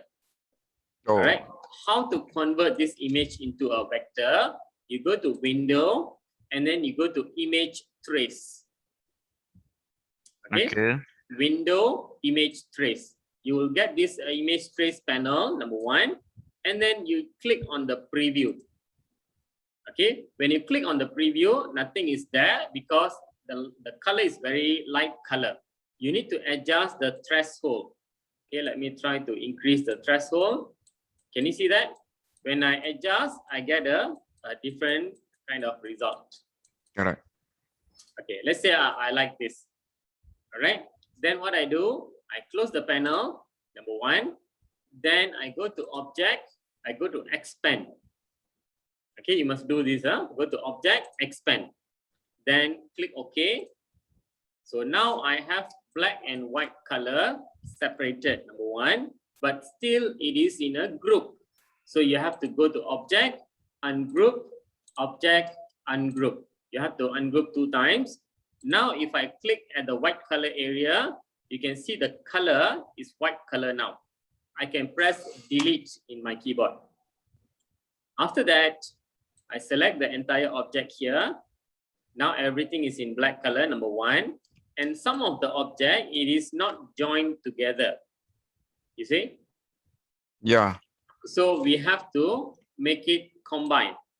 All right. So let's say I go to my Pathfinder panel. I go to Window, and then I choose Pathfinder. Okay. I can make all this shape as one object. Okay. So to use the Pathfinder, let me just show you a demo. Let's say I have a rectangle shape, and then I have a, let's say I have a circle shape. Now these two objects are a different object, correct? Let's say I bring this forward. So if I select both objects, and then in the Pathfinder here, I choose the first option, unite. So now these two objects will become as one object. Okay, that's one. And let's say I undo back. That one is what panel, sir? Pathfinder. Oh. Window, Pathfinder. Okay, okay. Okay, let's say I select these two objects together. Now my rectangle is sitting on top, correct? Correct. If I go to Pathfinder, I choose minus front. If I click this, whatever object on the top, it will remove. Oh, okay. Okay, so this is another option. So if I undo back again, I select two objects together, I choose the third one, intersect. If I click the intersect, whatever intersecting only will remain. Okay, so this just for your info. I'm going to go back here, select all this object, and then I'm going to unite now. Okay, so this is a vector format already. Now, if I select my text, let's try. I'm not sure whether it's going to work or not. Let's try. Okay, because the shape is very complicated shape. Correct, correct. Okay, so make sure the object is sitting on top. Select both object, go to object, envelope distort, make with top object. You see, we didn't get the correct result. Correct. Okay, so let's say I undo back. I try to simplify this object. Okay, so how?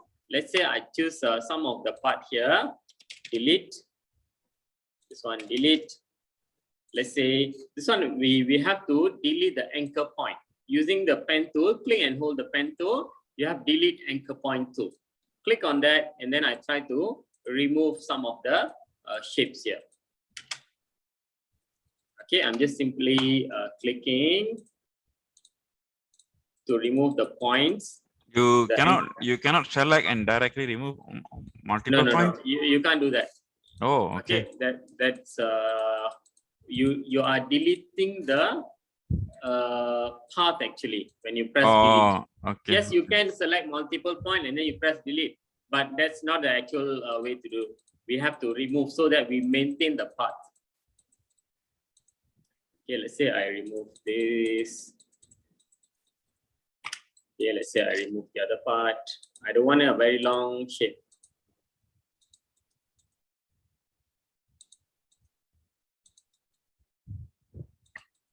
Okay, let's try and see first.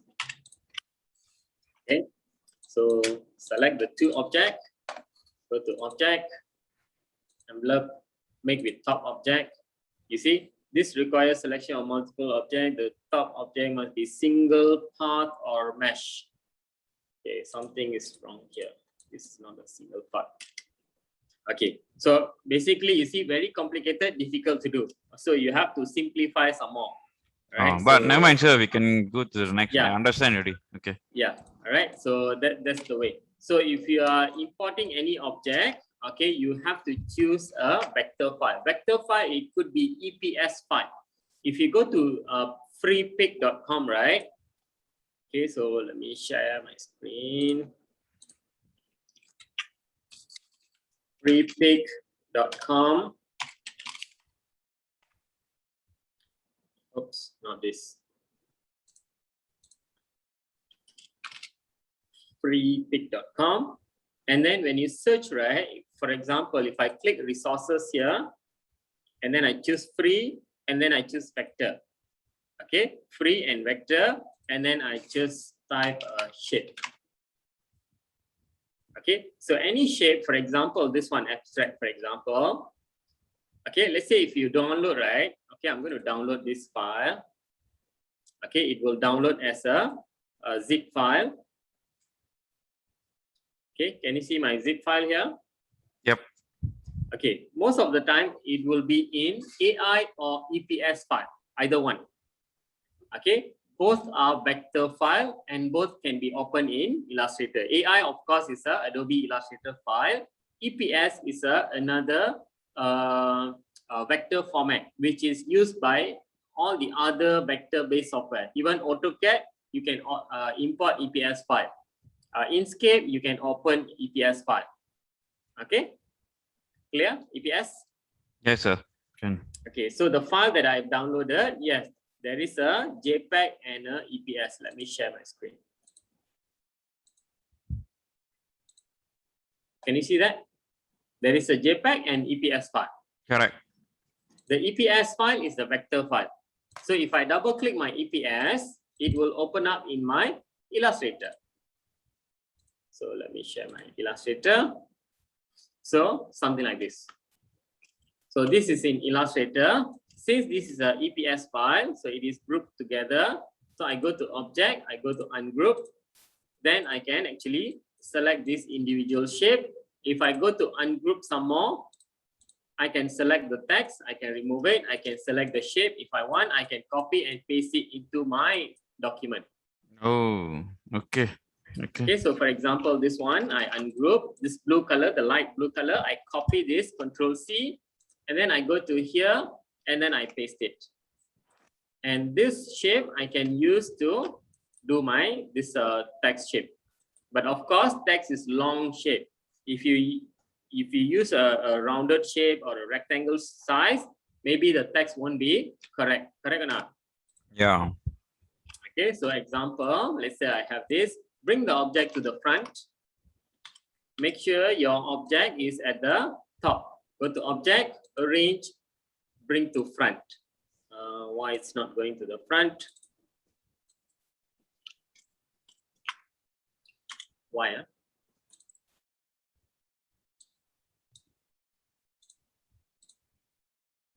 Object, Arrange, Bring to Front. Why?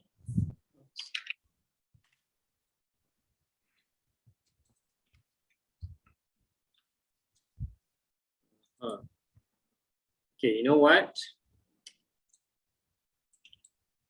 Okay, you see this object, right? Mm-hmm. Okay, so when I click bring to front, okay, it is already in the front. But it's But why am I transparent. Yes, exactly. Okay, very good. Okay, so you go to Window, Transparency, you check the blending mode. Okay, understood. Okay, change this to normal. Okay. Okay, then only you can see this. All right. Okay, so select both object. I go to Object, Envelope, and then Top Object. You see?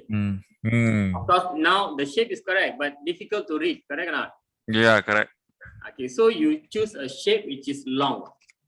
Okay, so if I undo back, let's say I just simply make this longer a bit, and then I rotate a bit. Okay, something like this. Select two object, and then go to make from the top, something like this. Now easier a bit, at least can see better. Okay. All right, clear? Clear, sir. Okay, let's take a look at how we can put color. Okay, before that, shall we take a short break, 10 minutes? Are you back, Chief? Yes, sir. I'm here. Okay, all right. Okay, we're going to apply color for our text here. Okay, let's say we want to apply color, right? You select the object, the text object, and then you open up your color panel. Okay, color panel shortcut is F6. Okay, that's number one. And then you open also your stroke panel. Okay, you go to Window and then you open Stroke. Okay. Okay, there is two color. Okay, one is fill color and another one is stroke color. Fill color, you click on the fill color and then you change the color that you want, number one. And then if you want to apply the stroke color, you click on the stroke color here and then choose any color that you want to apply. Okay, and then the stroke weight here might be very thin. If you want to increase the size of the stroke, you add the weight. Okay, I'm just pressing up arrow key in my keyboard. Here you see the moment I increase my stroke, my fill is become hidden. Correct. Okay, so that's one. Okay, if in the stroke panel, okay, let's say for example, you only see the weight here, right? Double click the stroke panel, you get more option. Okay, and then if you look at align stroke, okay, this one is in the middle right now, in the center. Okay, and then inside, and then you have outside. Okay, so if you click here, okay, it doesn't change because this is a text format. Okay. Right? So this is a text format. So what you have to do, okay, either you copy and paste first. Okay, so you copy. So for example, I go to stroke here, I put none. Okay, stroke none. Now I have my text clearer. I copy first.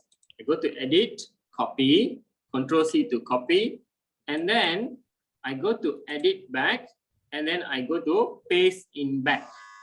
Okay, paste in back means, okay, give me 1 minute, 1 minute. Okay, sir.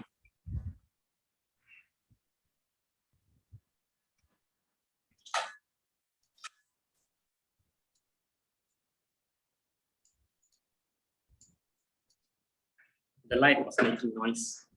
All right, paste in back means it will paste at the back of the current object. Okay, I mean, you are actually copying the same text behind. Yeah, correct. Then I will increase the stroke weight. Okay, so I go to paste in back. Then I apply the stroke color. Then I increase my stroke weight. Can you see that? Now it doesn't affect our text, the fill color, because we have two objects there. Correct. Okay, let me try and see. Yeah, can you try first? Okay, I mean, copy, paste.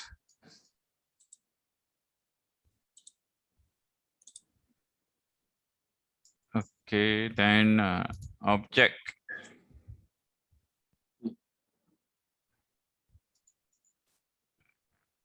I can select and bring to back also, right? Yes, can.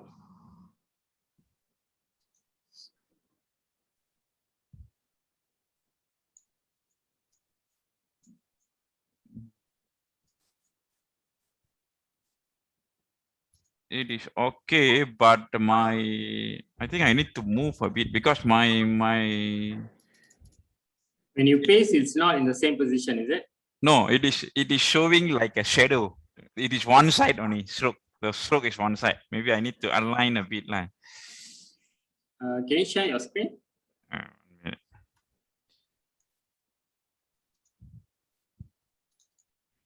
I think it is not exactly at the center because when I increase this, it is actually from one side, the right hand side, correct? So maybe I need to adjust this. Then it's okay. Yeah, delete, press delete in your keyboard. Which one? Press delete, press delete. Okay, select the object. Then stroke none, put stroke none from the color. Yeah. Now copy that. Okay. Control C, Control B. Control B is a paste. No, Control B, boy. Not Control B, yeah. Control B. Oh, okay. Then increase, put color for the stroke. Blue color. Okay, any color. Okay, then increase the weight. Now you see. Okay, you are actually having two objects at the same place now. Correct. Okay, because you press Control B. Control B is paste in back. Oh, okay, okay. All right. Okay. So let's say you don't what you call you didn't copy and paste at the back. Okay, let me share my screen.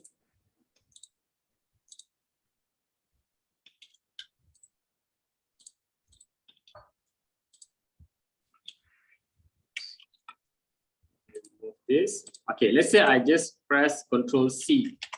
Okay, or maybe I just apply my stroke. Then when I increase, I realize that it's covering my fill color, right? Correct. Okay, so what I do, I copy this, Control C, and also I can paste in front or paste in place. Paste in front and paste in place is the same function. All right. So if I paste, it will move away, move from the existing position. So don't paste. So use paste in front or paste in place, let's say. After paste in place, I remove the stroke color. Because my existing, the text with the line is at the back, my new object is on top, then I remove the stroke color. Okay, understood, sir. All right, great. Okay, this is one. Let's say I want to apply a gradient color. Okay, so let's say I select this object, and then, okay, here you see our original text is still available for us to edit. This one, the one we use shape. If I double click now, okay, double click again, I can highlight and then change to a different text. Let's say I just simply put Illustrator. Okay, so you see our text has been updated. I use my selection tool and then I double click. Okay, so now it is that. Okay, but now, okay, here you see, if I want to make the shape permanent, I don't want to edit the text anymore. So what I do, I go to Object and then I go to Expand. Okay, so when I choose Expand, what happened? This object no longer is a text object, but it is a shape object. Okay. Shape means we can edit using my the direct selection tool. We can edit the shape. Oh, okay. Okay, so we create outline or we change from text to a shape. If it is a text, we cannot edit the text letter anymore. Correct. Correct, huh? So we convert this into a shape first. Then also we can apply any color that we want. Okay, now I want to apply a gradient. Let's say, for example, here, just take a look first. Okay, this one we use the warp distort, right? Correct. Okay, if I change the color, you see, it is not applying on the object. Okay. Can you see that? Yeah. I select the object, change color, it doesn't apply. So I have to go to Object, Expand first, click OK, then I apply a different color, then can apply. But just now we didn't do that for the normal text in the... Normal text, yes, no need, because there is an effect, the warp distort there. Okay, so normal text, of course, no need. So for example, this one also no need. Okay, so this one I just select and then I just change the color. You can do that. Okay. Okay, clear? Okay, now Yep. let's say I don't want a flat color. So I select this text also together. I put bluish color, something like this. If I want to apply a gradient color, I open my window and then I choose gradient. Okay, so let's try to apply the gradient on a normal object. Let's say I create a rectangle shape. Okay, then make sure your fill color is on top. You go to color panel, make sure your fill color is on top, then click the gray color here. Gradient in bracket, click to activate. Okay, click that. So you have a black and white gradient, number one. And if you want to change the color, right, color of the gradient, you click on the small circle here, the white color circle, click, and from the color panel, you change this to RGB. Then I can change to a different color, let's say. Then the black color, click on the black color on the gradient, then go to color panel, change it to RGB, then choose a different color, let's say. Something like this.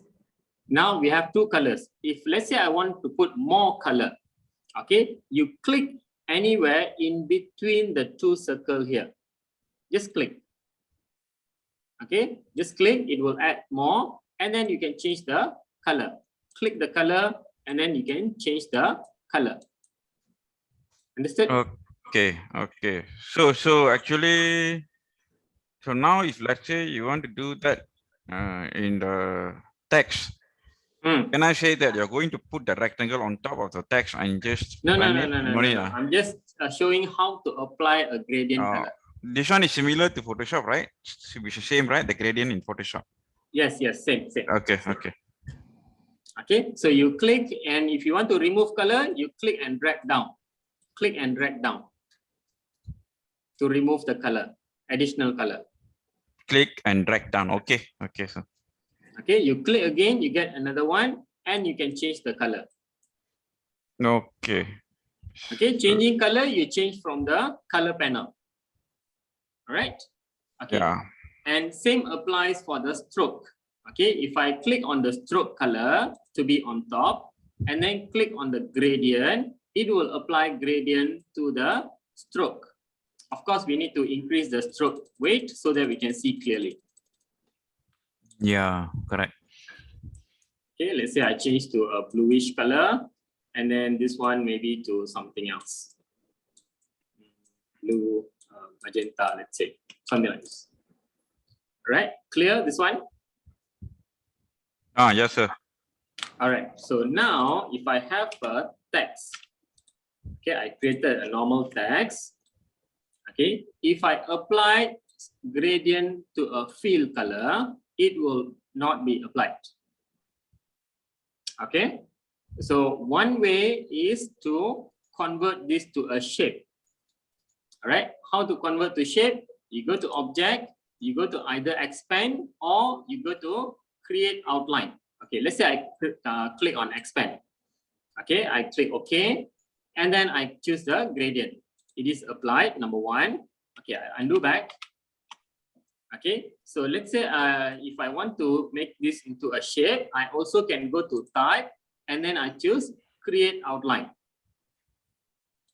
Two ways to make it as a shape. Then I apply the gradient, number two. Oh. So far clear? This one I need you to explain again, sir. Okay, I undo back. I undo back. Now I have a normal text. If I apply gradient color, it will not show over here, number one. So we have to make it as a shape. To make it as a shape, you can go to object, expand. Okay. Then click OK. Then apply the gradient. Okay. Try first.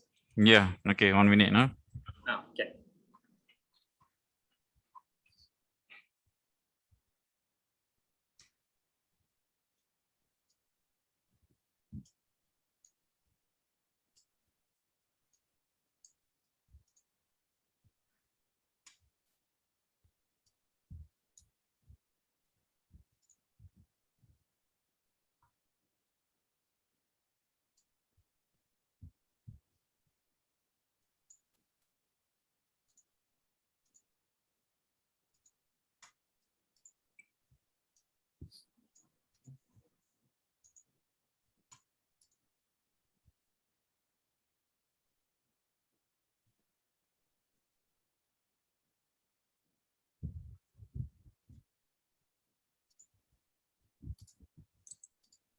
Okay, can.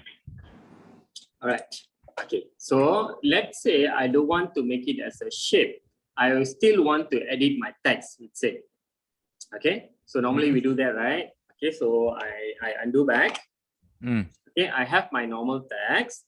And then if I want to apply gradient on top of a text object, you go to window, and then you go to appearance. Window, appearance. Okay. Okay, so you'll get this appearance panel. You select the text object, and then you choose new field. Add new field. Can you see that? Yeah, correct. Click on that, then you apply your gradient. Oh. Okay, and the gradient angle also you can change from here. The gradient panel, you have an angle. Let's say I change this to 90 degrees. So it will be from the top to bottom, not from the left to right, the color. Oh, okay. Right. So here, let's say I want to put a gradient stroke. Okay, same thing. You go to this stroke, let's say. I choose a stroke color, and then I click on the gradient. Okay, so now here you see fill color also you have gradient. stroke color also, you have gradient. Of course, you need to increase the weight. Okay, so when you increase the weight, when the text is very small, you will get this kind of thingy here. Okay, this is an error lah. Huh? So what you do, you go to stroke panel, you change the corner. Okay, corner, maybe I change to a round corner. Then you don't have that option there. Okay. Okay, but I don't see my field color. So same thing, you have to copy and paste, and then you have to. Okay. Yeah. Right. And the stroke gradient must be different a bit because it is similar, right? Yes, correct. Okay, that is one option. One option. Don't do that. We don't copy and paste. Okay, here what I do, this one, I select the stroke color here. Okay, I click and drag the stroke. I put it below the fill. So fill is on top, stroke is below the fill in the appearance panel. Okay. Then I click the stroke color. Okay, just click anywhere on let's say on the same row. It will be highlighted. Then you can actually change the color. So for example, let's say I change to a lighter blue, and then maybe I put some green color, something like this. Got it? So actually, this one is another way that we did just now for your. Correct. Okay. So just now you said that normal letters you can directly change the gradient, right? Yeah, we already changed that. No, I mean the circle one. The circle one. Yes. The circle one is considered a normal letter, right? You don't need to change. No, the color. This one is color. Flat color. Yeah. This one if cannot change to gradient. Same. You need to do the same thing as fun. Go to appearance. Oh, okay. Appearance, and then new field. Apply the gradient to the new field. Okay. Interesting. I was actually surprised. Actually, I was thinking we have so many things that After Effects, Photoshop, After Effects, everything illustrators can do. I was thinking how hard the software designers have created this database. Actually, it's not done by one person. There's a big correct. team. They have a team. But it is the big things to do because yes. everything is flexible. Yeah, true. Okay, and then every year they will come out with a new version. Okay, so this developer, 20 hours, they will be working on it. So the whole year they will be working. End of the year, they will release a new version with a new function. Correct. Oh, so. And you will be amazed with this 3D application actually. 3D application is really unlimited. You can imagine anything and you can create anything. In what? In Illustrator? 3D software. Adobe 3D is a different one. No, not Adobe. Like Maya, Blender, 3D Studio Max, Cinema 4D. So which one is actually for a beginner? Which one we need to use? If let's say if I want to learn. Okay, even I haven't learned yet. Blender. I would recommend Blender. Oh, Blender. A lot of people say Blender is easy to learn. So maybe we can have that. It's in my wish list to learn actually. Oh, okay. Soon. Okay, sir. Okay. Right. Okay, so yeah. And the one that you sent photo yesterday, the one we can do in Illustrator. Yes. I'll show that.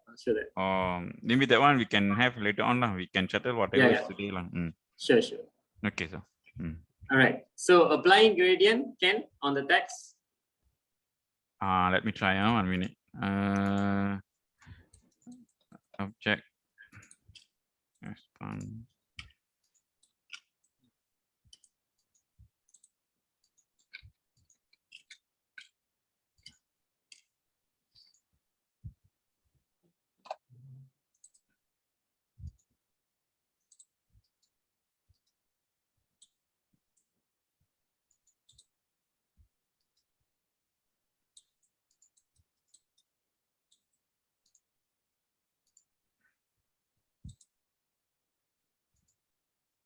Okay, but when we expand, we cannot add gradient. We only can color it, correct? No, can. When you expand, definitely can paint, can put gradient, can put color, can. Okay, let me try. Because after you expand, right, it will become a shape. For in a shape, you can do anything. Oh, okay.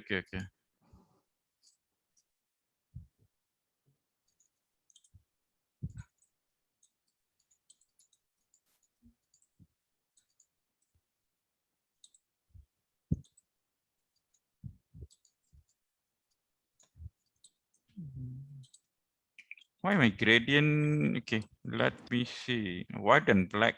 How you change the gradient panel to white and the color? Click on the color and then choose white color from the color panel.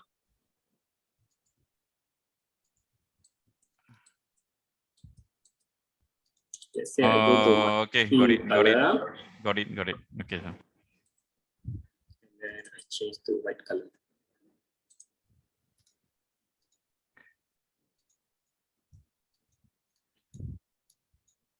Okay. Okay, can? Okay, sir. Got it. All right. Okay, let's say this text, right? Okay, I'm going to zoom in a bit. Okay, I select this text. Okay, now we have a stroke and a fill from the appearance panel. Take a look at the appearance panel. We have a stroke and a fill. We can also create another fill. All right. For example, let's say I go to click on new fill, add new fill. Okay, now we have two fields. Okay, the one at the bottom fill here, I click and drag, I put it below the stroke. Okay, I put below the stroke number one, and then I select the fill, and then I go to effects. Okay, add new effects. Okay, click on the effects button, and then you go to path, and then you go to offset path. Okay, click on the offset path, and then choose preview panel, preview option here, and then you adjust the offset.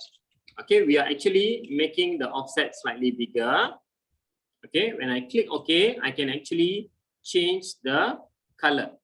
Okay, so for example, let's say I click on this blue color, change it to some different color, and the white color here, change it to a different color, let's say. Something like this. Okay, and also we can add new stroke, also can. Okay, so for example, let's say I click on new stroke over here, add new stroke. Okay, this stroke, I'm going to put it below the fill. All right, so all the fill, I move it above the stroke. Okay, this stroke, I'm going to increase the weight some more. Okay, and then I change the color as well. Click on here, maybe I change to a green color, maybe a dark green, and here maybe to another green, let's say. Okay, something like this, and then I increase the weight. Okay, can you see the stroke now? Yes, sir. Okay, something like this. Okay? So in order to create the stroke, we need to copy and paste another shape. No. We just duplicate. We create new stroke, new fill. No, how about the before one? Before you create this. Which one? Okay, now you create a new fill, a new stroke, right? Yep. I mean at the beginning. At the beginning, you add a stroke, right? The second one. Yeah. This one. We need to copy and paste another letters, right, to do that? No. No need. That one is a first method. Oh. This one we only use the appearance panel. Oh, okay.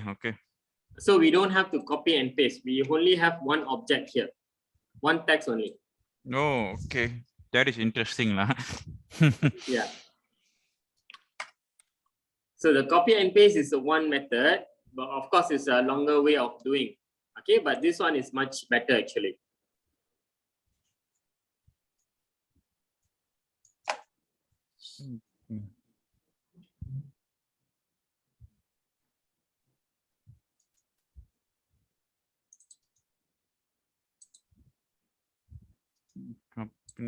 Gradient.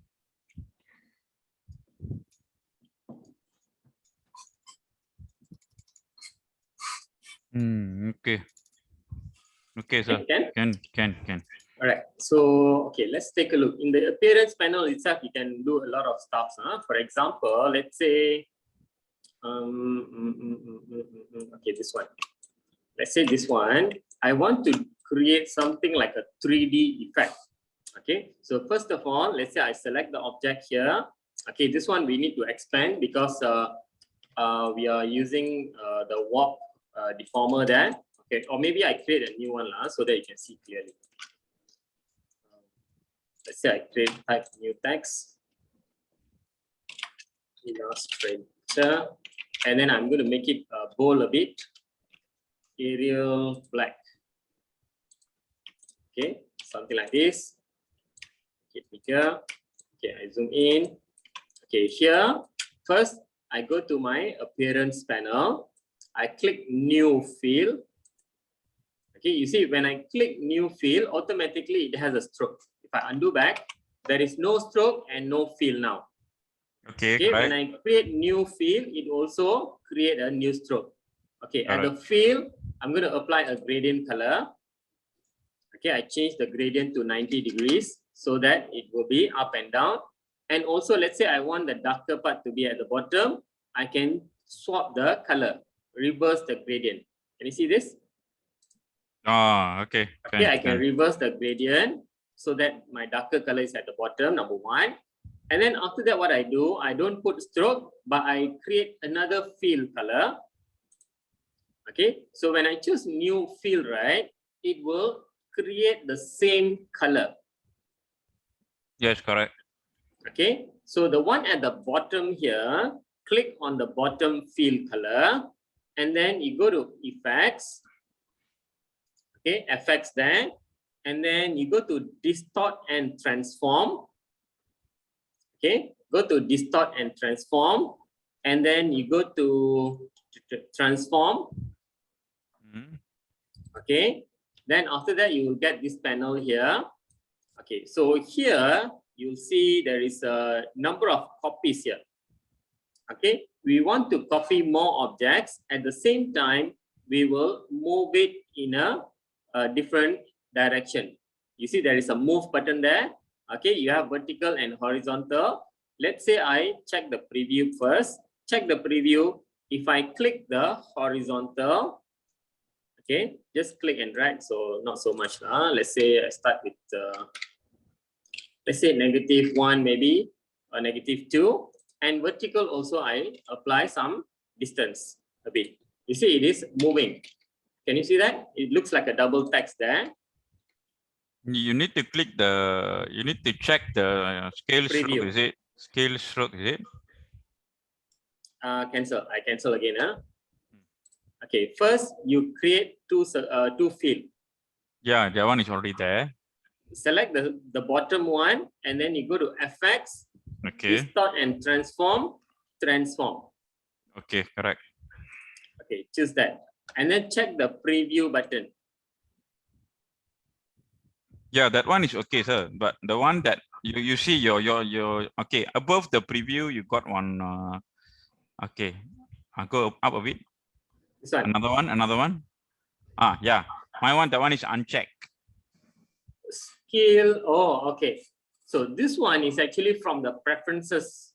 Okay, let me cancel first. Just take a look. I want to show you first. Just take a look only. Don't do anything. Okay. Example. Let's say I have a circle. Okay, and then I have a stroke. Where is my stroke? Okay, stroke. Let's say I put there 10. Okay, and then my stroke color. Let's say I change a bit so that you can see clearly. This one I put bluish color. Okay, this is my stroke and my fill color. Let's say this one not 10. Let's say 5. Okay, so here if I go to my edit, preferences, and then I go to my general. Okay, and then in this preferences panel, you have a scale, stroke, and effect. Okay, why do we need this actually? Sometimes you have to check, sometimes you have to uncheck. Okay, example. Let's say I click OK. Now scale and stroke is selected. I click OK. If I select the object, if I make it smaller, you see my stroke, it will follow according to the object shape, object size, sorry. Okay, okay. Okay, Understood. if I zoom out, if I select this again, if I make the object bigger, my stroke also become bigger. Correct? Yeah. If, for example, if I uncheck this, if I uncheck the scale, stroke, and effect, click OK. If I reduce my object, my stroke size will not be changed. You see? Yeah, understand. Okay, sir. So it's better if your scale, stroke, and effect is checked. Okay. Correct? Okay, sir. That's why when I change here, it is showing on the appearance panel also. So I check this, I click OK. This one I remove. I go back here, select this, go to appearance panel. Okay, select the bottom field, go to effects, go to distort and transform. So that's why here it has been checked. So I need to check, is it? Yes. All right. Okay. So now check the preview and then increase. Let's say the horizontal, I put 1 pixel, negative 1 pixel, and vertical also positive 1 pixel. And then copies. Okay, if I increase the copies, okay, you see it is copying more. Okay, like a 3D effect. Okay, 1 minute. Something like this. And you see, can you see these edges here? Yeah, it is actually like a okay. Like a staircase, right? Okay, we don't want that. Okay, we want it to be smooth. Okay, so what I do here, I put negative 0.5 and here I put 0.5. Okay, now when I increase my copy, I still can see, but when I zoom in, I can see clearly lah. Okay, if you still don't want, you can reduce this to a lower number. Let's say I put 0.2 maybe. Negative 0.2 and 0.2. Then I increase my copies a bit more. Something like this. Okay, so let Clear? me try. Let me try. Yeah, sure. 1 minute. Appearance. Where did you get the appearance? Distort and transform. Window appearance. Windows appearance. Okay, then I need to click on the second one. Then effects. Distort and transform. Transform. Yeah, distort and transform. Apply new effect. Okay, cancel. Okay. Because I think earlier you already choose that. Correct? So I need to delete and do again. Okay, no. You don't delete. Okay, you go back to your appearance panel. You expand the field over here. You will see there is a transform. Correct. Click on the transform to edit the the existing transform. Okay. Then you check the preview, adjust the horizontal and vertical move. Then you increase the number of copies. But my one is not doing anything. Can you share your screen? Do I need to change anything to the text layer on it? No. You see? Okay, preview is there. Okay, move is, let go your mouse. There, it's moving what? Oh. Okay, it is moving. You have to adjust both horizontal and vertical. Let's try with the 1 and 1. 1 for horizontal, 1 for vertical. Oops. Transform, yes. 1, and then increase the copies. Click on the 0 and then press up arrow key in your keyboard. Can you see that? Okay, can. Okay, can you see the like a staircase kind of thingy there? Yeah, can. Then reduce, put 0.5, 0.5.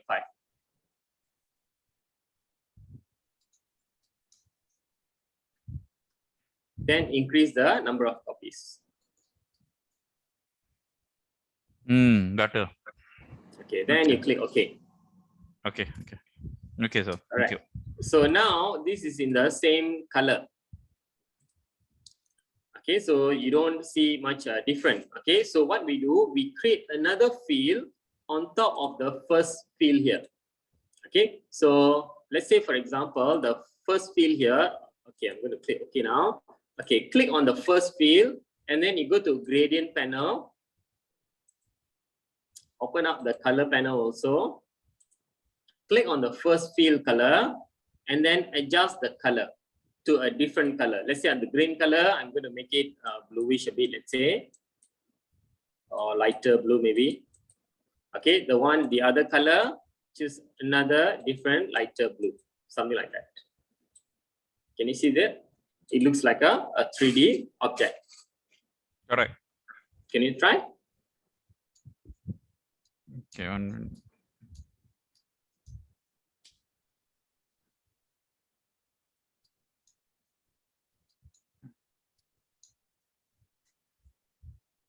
Okay, done.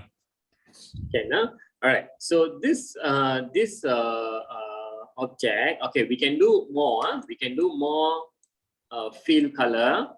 Okay, and then we adjust a bit more. For example, I select the top field color here. I create new field. Okay, add new field. This new field, I bring it down below the green color here.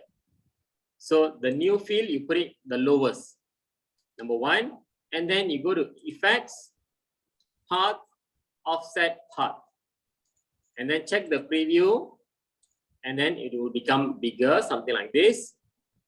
Then you click OK. The part. How you select the part? Again. Okay, first of all, we need another field color. So I select the top field here, and then I go to new field. Okay, add new field. The new one, you bring it below the second field. Correct. Okay. Here. Then click on the last field here. Go to effects, path, offset path. Okay. Then check the preview, adjust the offset.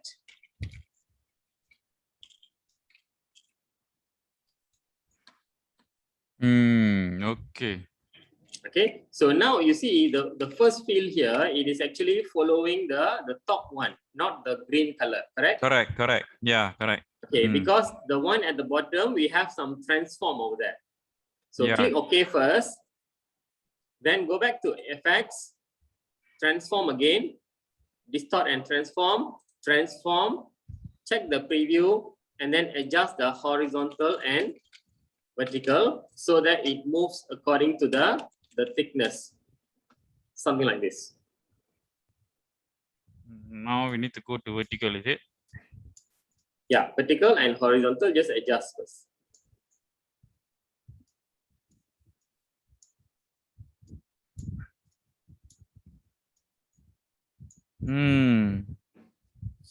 Okay.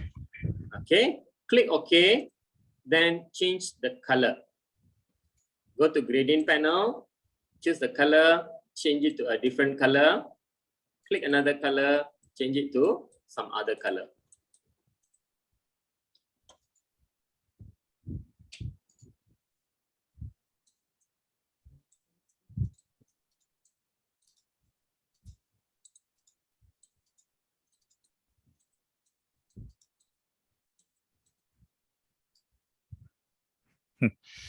Wow. Okay. I started to like Illustrator already. So, okay, then let's say I want to put a stroke around this red color here. Okay, I create new stroke, put the stroke below the field. Okay, and then I can change the color of the stroke. Stroke, you create a new one, put at the end of the this one, is it? Correct. Okay. Okay, I'm not sure. Let's try to adjust first. Change it to, let's say, a red color so that I can see clearly, or dark red maybe. And then I increase my stroke weight. Okay, stroke weight here itself you can adjust in the appearance panel. Stroke. Okay.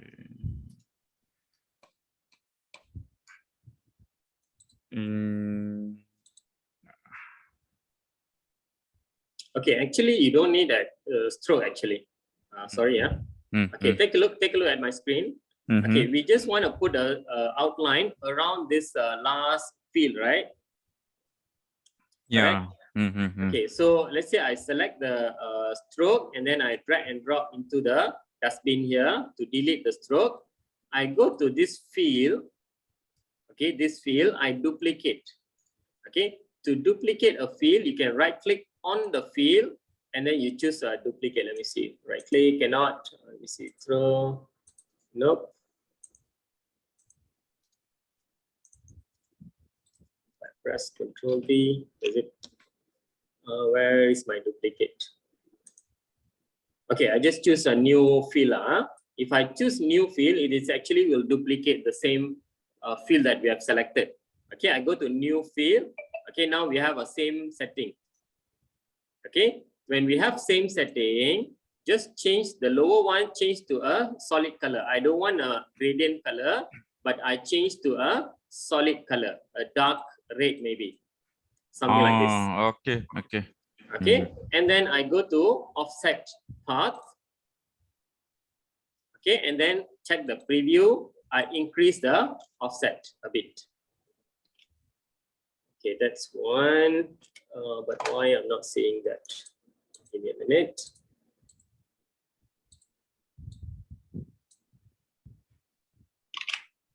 Okay, how come?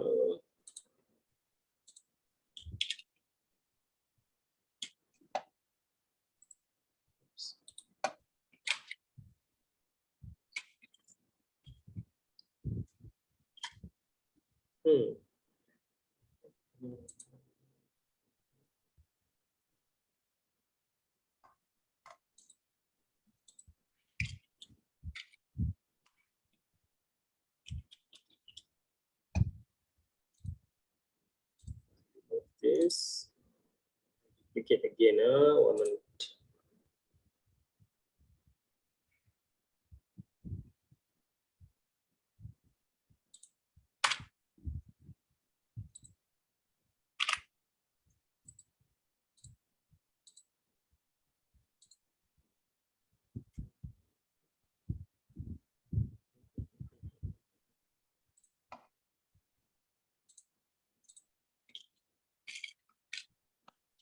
But why, sir, when you was editing all the field and stroke, then suddenly you delete any of the field, the word totally disappear.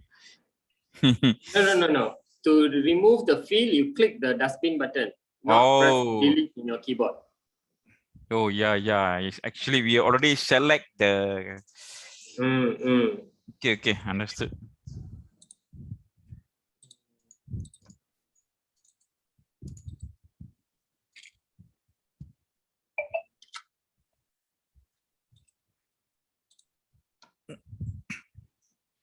Yeah, so many things with the text itself. Huh? Yes. Okay. I know already what's the problem. Okay, you see the field that we apply now, okay, it has an offset and it has a transform. The field that we created, it doesn't have an offset and it doesn't have a transform. So correct. Offset path earlier, I put 1 pixel, and then transform, I put about -7 and 7. Okay, so I need to apply the same effect over here. So I bring this down. Okay, and then I go to FX, I go to path, offset path, check the preview, and then I think I put 1. Okay, let's say I increase into 3, let's say, and then I go back to transform, distort and transform again, check the preview. I think I put 7 here, and then here also 7. Let's say something like this. Then I click OK. Now I change it to a solid color, which is a dark red color, something like this. Can you see that? It gives us same like how we get when we put stroke. Oh, okay, okay, understood. Okay, can you try? I think I will do that during the video lesson lah, repeating one. Okay, okay, no problem. So if let's say now I have a question now. Now this one we are editing in shape layer as a shape or text? Text. Text. That Yeah. means can I bring this text with all this design everything and go and animate in After Effects letter by letter? Letter by letter. No. Can't. Why? Because it will be in an object. Oh. Okay, the entire thing it will be loaded as one object. Okay. Wow. Okay. Unless if you separate each I, L one by one, different layer. You one have to by separate one. that as a different layer. Then can. We can do that here, Illustrator, or what? You mean separate it as a different layer, is it? Correct. Here, yes. Illustrator, you can do that. But we need to create one by one alphabet. We cannot do all Okay, so together. example, let me show you an example. I duplicate first. I select this letter, the one at the bottom here. First, I go to expand this, expand appearance, number one. It will become a shape, number one. Then it is in a group now. Still in a text format. Can you see this line here? I can see correct, it's like a text format. Correct. Go back to object, expand again. Click OK. Okay, now I try to ungroup first. Go to object, ungroup one time. So you answer the call first. No problem. I wait for you. This one is my friends doing a video call. No worries. Oh, okay. Okay. So I select again. I go back to object, ungroup again. Okay, now I have this single object, but this one still in a different what you call as a one piece. Okay, select the object. You have to ungroup again. Let's say I ungroup few times lah, so that you can easily see. I go to ungroup. I go to ungroup. I go to ungroup. Okay, so now I can select all this as one letter. You see, I cut this. I cut, and then I go to layer, create new layer, and then I paste in front. Control F. Then I turn off the visibility so that I can select the next object. Okay, cut, new layer, paste in front. Turn off the visibility, temporary, and then cut this one, and then new layer, paste in front, and then cut, new layer, paste in front. But actually, this way, you have to animate each letter one by one. Yeah, correct. Okay, in After Effects. All right. So the better way is maybe you put this as one object, and maybe you create a masking, and then you animate the mask so that it will appear. The text will be appearing. Yeah. Okay, that's a good way, really. All right. Okay, sir. Okay. Thank you. All right, no problem. Okay, next one I want to show you. Let's say I want to do another tool. I'm going to show you. Okay. Okay, we have seen how to apply gradient color. All right. So, and then if we want to blend two color or blend any shape. Okay, so for example, let's say I have a triangle shape over here, and then I have a circle shape over here. I want to, let's say I change the color first. One is let's say green color, and another one is maybe orange color.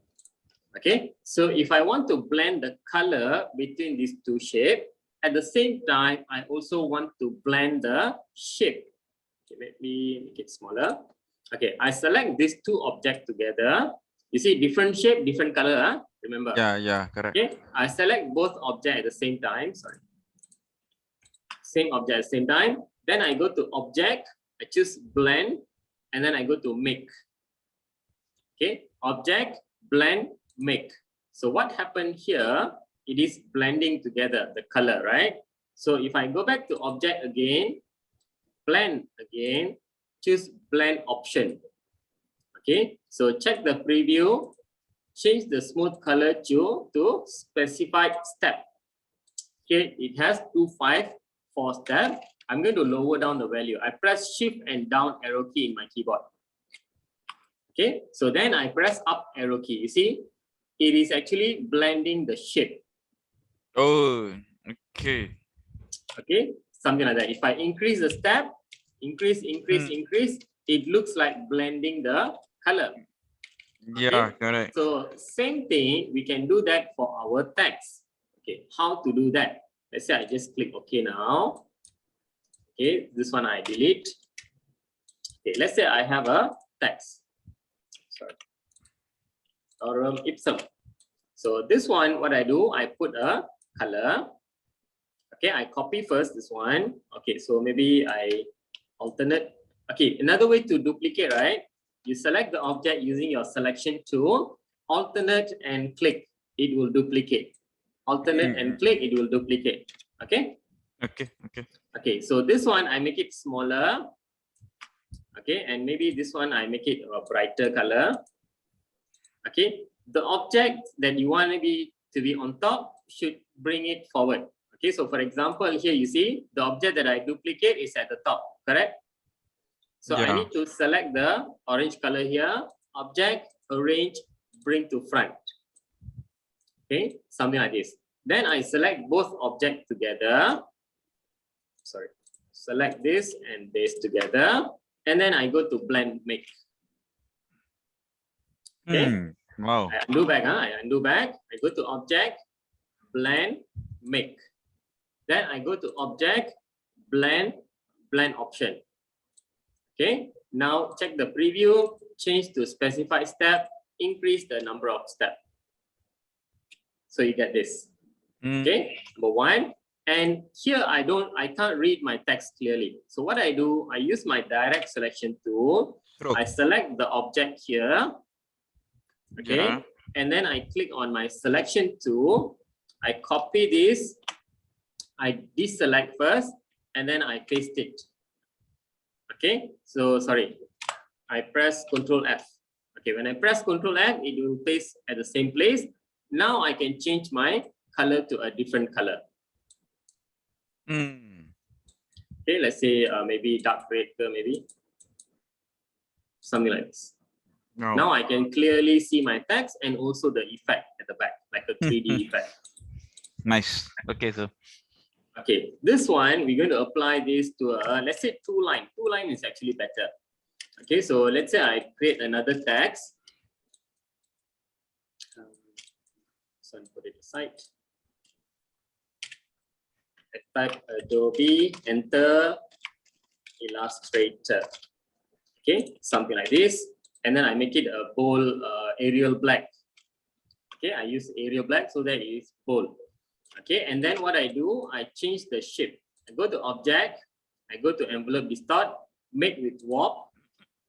Okay, I change to something else. Let's say arc maybe. And then band, I don't want it to be band. Not this one, sorry.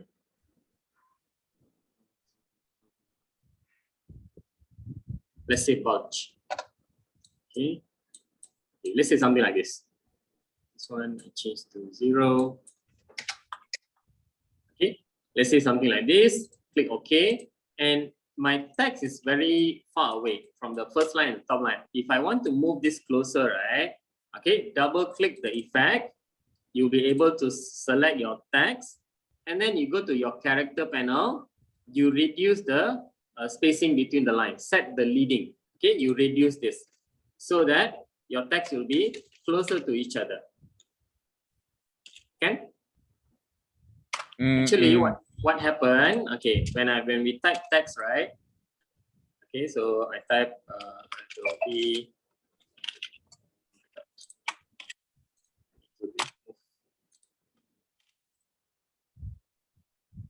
Oh, sorry, my mistake.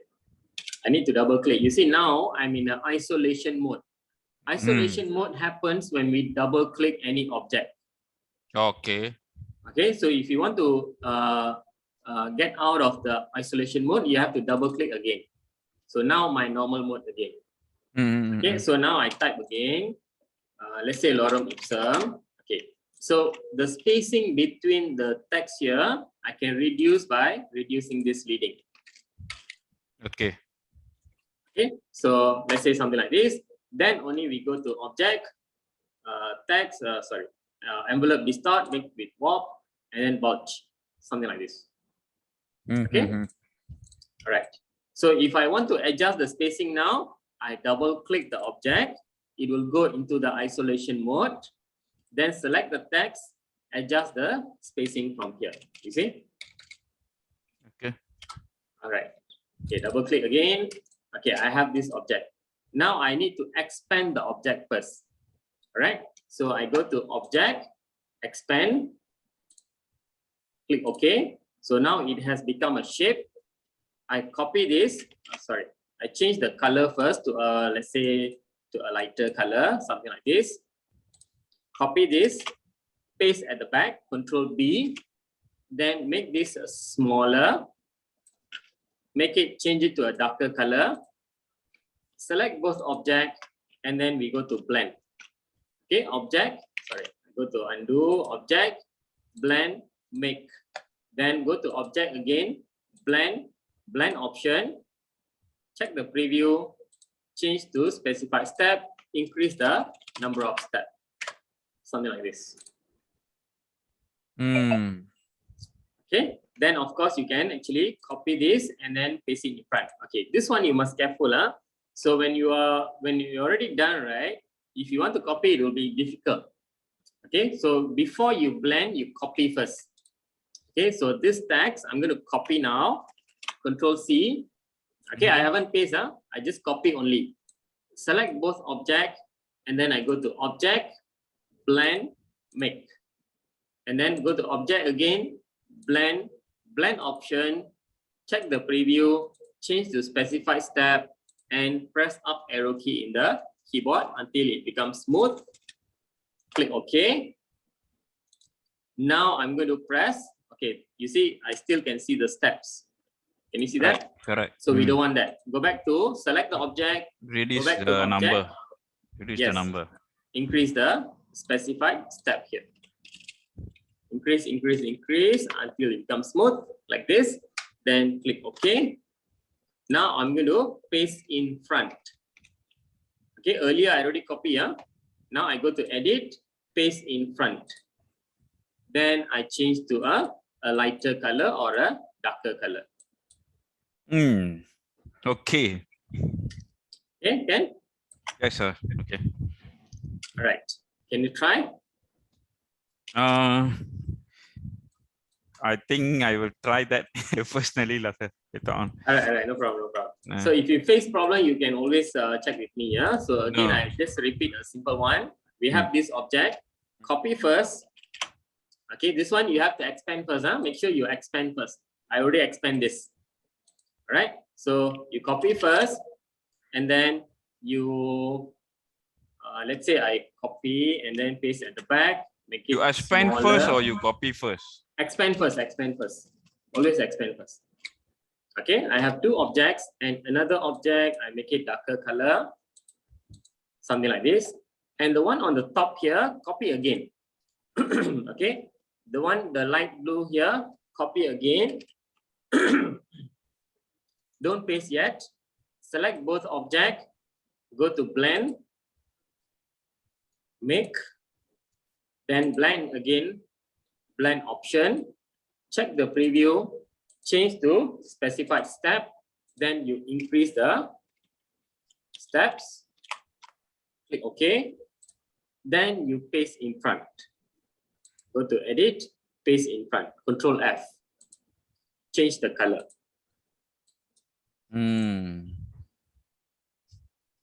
Okay. Can Yep, right. sir. So you try this later. Okay.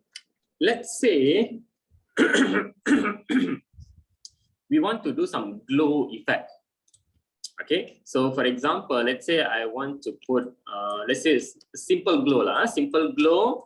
Okay. Let's say I want to use my circle here. Okay, and then I apply gradient. Okay. Whenever you have glow effect, right, you must have a gradient color with the last color at the outside here with the black color. Okay. Right? So I apply gradient, and then there is a different type of gradient, linear gradient, and then we have radial gradient. Click on the radial gradient. The outside color should be black color. So I click this color, I change it to black RGB color. The one at the middle here, I bring it over here, a brighter color. And the one in the middle of the circle, maybe you can use a very light color or a white color also can. Something like this. Or maybe I change this to a blue color because our object is blue, right? So increase the blue to something like this. Okay, and this object, what we do, we change the blending mode to screen. Okay, I go to window, transparency. Okay, my transparency panel, change the blend mode to screen. Screen. Okay, screen. Then you just place it on top of your object. Oh. Like that. Okay. Okay, so this one maybe you can do some variation of the size and also variation of color. Interesting. Okay, but you see now when you don't overlap with any object, you see black color. Okay, if you don't want to see this black color, right, you put a background color. For example, I draw one big rectangle shape. Okay, and then I send the rectangle shape to the back and I apply with any other color. Okay, it could be a flat color also can, or maybe darker color better. Okay. Okay. Okay, so this one is a simple circle with a gradient color. All right. So let's say if you want to do some more advanced shape, like a star, right? Okay, you can use your blend option. Okay, let's say I duplicate this object. Okay, and then I draw a triangle shape. Okay, to draw a triangle shape, you can use a rectangle shape. Also you can draw using a polygon. You can draw using a star. You can draw using a pen tool also can. Okay, so for example, let's say I choose pen tool, click, and then you close. You get a rectangle shape, correct? Correct. Okay, let's say I want to draw with the polygon tool. Polygon tool here, click. Okay, if I click and drag, you get 6 sides, right? If you just simply click only, you get this polygon option, radius, and also number of sides. If you want an 8-side hexagon, heptagon, whatever, you can do that. Pentagon, put 5. I want a triangle shape. I put only 3 sides. Then click OK. I get a triangle shape. In order to change the size, what you click, sir? What size? Site, number of site. Just type on the side. Just click. Choose the polygon tool and then click anywhere. Click and let go your mouse. Don't drag. Okay. Click and let go, you will get this. This applies same for circle or a rectangle also can. Okay, for example, I choose rectangle tool. I just click, you get this rectangle option box. You put width and the height. You can type. Circle also same. All right, ellipse tool, you click, you get a width and the height. If the width and the height same, you get a circle. Correct. If you put this one is 150, then you get an ellipse shape. Correct. Okay, I go back to my polygon. Just click, change the size to 3, and then click OK. I get a triangle shape. Okay, let's say I'll change it to a solid color, to a let's say black color first, and then I rotate this. To rotate, right, you can use your selection tool. You bring your cursor at the corner, above, outside of the corner. You see a banded arrow, then you can click and drag while pressing the shift key. Okay, you get exactly 90 degrees, something like that. I put it here, make it thinner. I press alternate, click and drag so that both sides will change. Okay, something like that. Make it bigger. Okay, maybe wider a bit. Okay, I have my black color now. I copy this, paste in front. Control C, Control F. Then I make it smaller from this side. Change it to a lighter green, maybe blue, maybe. Okay, select again, Control C, Control F, make it thinner a bit, change it to maybe a cyan color. Control C, Control F, make it smaller. I'm going to change this to a white color, like this, number one. And this circle, right? This white color on the circle should be reaching up to this white color. Correct. Okay, so select the circle, go to your gradient panel. Okay, you can click and drag this color, click and drag this white color until it touches the triangle shape, something like this. Okay, and this one, maybe I'll leave it there, maybe closer. All right, now the triangle shape, what I do, I select each of the object here, white color, shift click the cyan, shift click the blue, shift click the black color. Earlier we blend only 2 objects, right? Correct. You can actually blend more than 2 objects. Okay. Okay, you just have to have a different shapes. That's all. Okay, we already selected this. Go to object, blend, and if you notice, there is no stroke color. Okay, make sure no stroke color, only fill color. Go to object, blend, make. It will be a smooth color like this. Then select the object, change the blending mode to screen. Transparency mode to screen. It will be blended. Okay, so here I still can see the shape. So I select the object and then I make it slightly bigger a bit. Okay, maybe a bit more, like that. Okay, so one shape is done. Okay, so you can actually copy this, Control C, Control F, click and drag from the corner here while pressing the Shift key and then reposition in the opposite direction. Select both objects, Control C, Control F. From the corner, when you have a banded arrow, press Shift key and then drag, like that. Okay, I can select all these 4 objects, 5 objects together. I can group it together, Control G to group it, and then I can put it on top of my object. Wow. Okay. So because everything is a blue color, you don't see much different. So if I put here, then you can see clearly. All right. Of course, this doesn't look so nice, lah. It should be, the white color should be much thinner actually. Correct. But it's okay, no? I understand the concept. Yeah.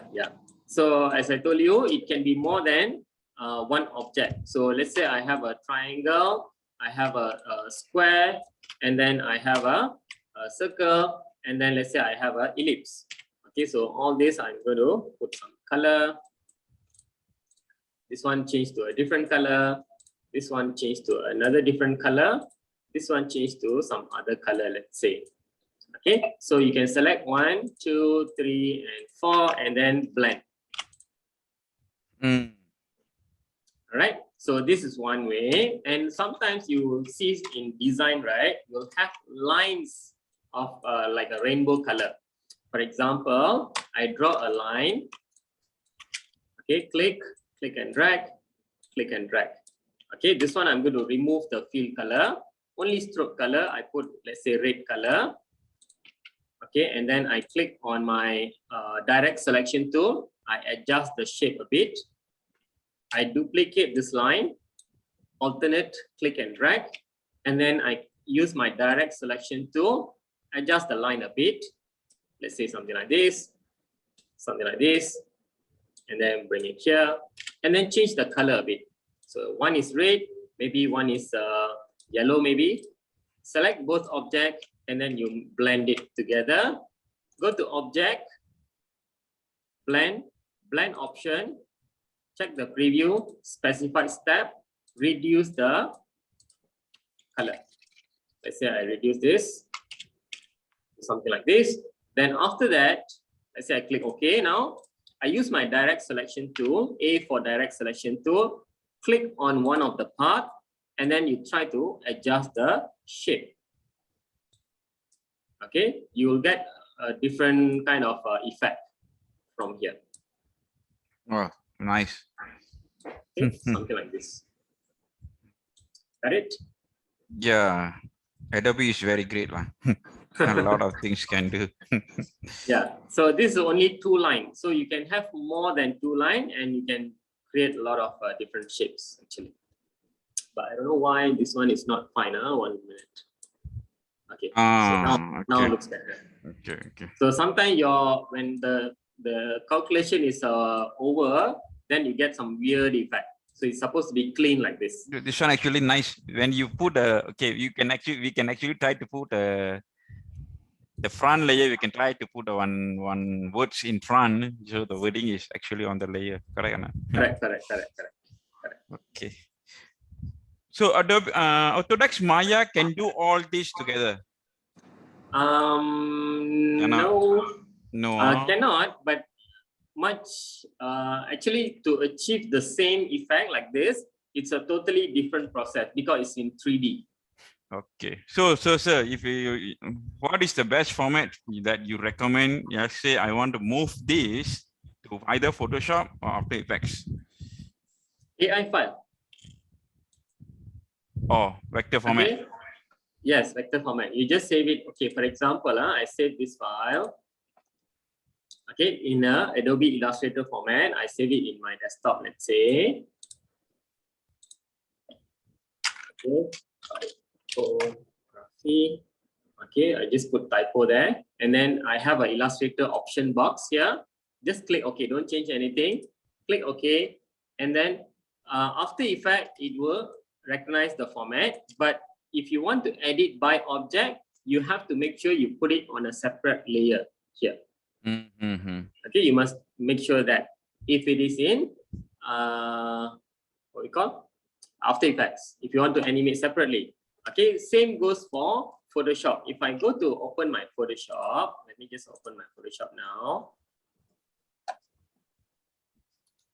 Okay, it's opening. You can directly open an AI file, and then it will make whether it's in a pixel format or a smart object format.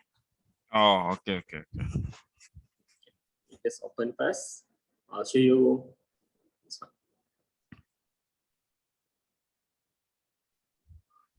So how much you paying sir for yearly for all the Adobe software? This one is I think 300 plus per month. For one software? All together. Oh. One I think cheaper. One software I think 100 plus I think. Oh. Okay. Monthly. Yep. And of course you have to generate income from that. Yeah, but actually I don't have any side income for this, so I'm doing for learning purpose. So that's why I just bought from Lazada or Shopee, but should be okay, right? Can no problem.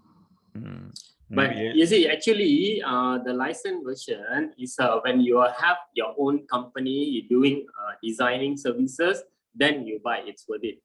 Okay, but if you're doing a personal license, much cheaper, I think. Personal license 100 plus per software, but the business one 3,000 something per year. Oh wow. So okay, I'm going to share my screen.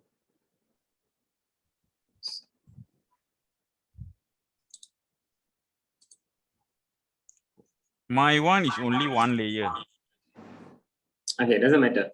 Okay, let's say it's okay if even it is a one layer. Okay, when you import in Photoshop, it will still become one layer. Okay, so I already clicked the AI file, click open. You get a dialog box. Okay, it says import PDF, doesn't matter because AI file from a PDF file from Illustrator or an AI file, it will be similar. It will be some application, it will read as a PDF file. Oh, okay. Okay, but it's okay. But here you see the name crop to media, or you can choose a bounding box. Okay, that's it. So no option for you to choose the layer. Let's say I click OK now. The empty area will become transparent. That's it.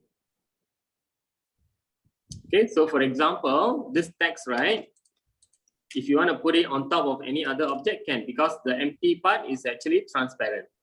Oh, okay. Okay, That's so good. you can make selection around the object. Let's say I copy this, Control C to copy, and then I open up any images. Okay, let's say I go to my disk drive, pixel. Let's say this image. I can actually paste it there. Okay, and it will be transparent outside. Okay. Okay, and including the line also same. The line we have created. Okay, so this one, since it is transparent, so we can actually copy and then we can paste it on top of any other design, and maybe we can change the blending mode and all that. It looks nicer. Good. Good. Nice. So after Effects, it will be different. Come again? After Effects. After Effects, you can get the option for layer. Much better actually. Oh, okay. Okay, but it's same. If let's say you import this as a footage, you just create a mask around this object, because we have a lot of objects here, right? Correct. So you Correct. just create mask around this object, then you can just put it anywhere. Oh, Only this object will be visible when we create mask, right? correct. Understand. Okay, understood. Okay, so I don't have my star here. Open back. 1 minute.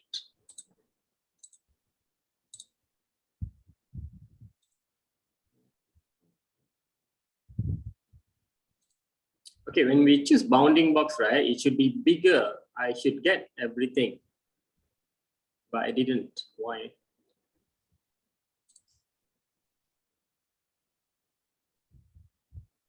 The outside part, I didn't get it. I don't know why. Actually, did you save it all in one box? Maybe you can Yeah, check yeah, yeah. with Illustrator. Maybe it is out of the page or what? Yeah, it is out of the page, but normally when you choose from Photoshop, if you choose bounding box, you're supposed to get all the object from outside of the page. Okay, okay. You're supposed to get that. Okay, this is my Illustrator. Let me save as, save, yes.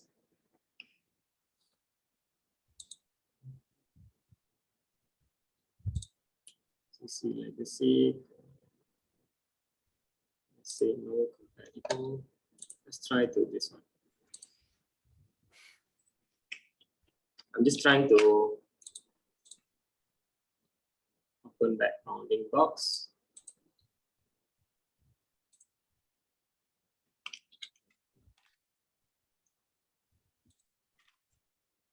Still asking me to save as PDF compatible.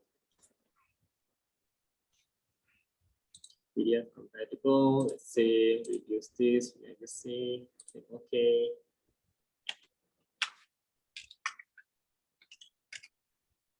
Bounding box.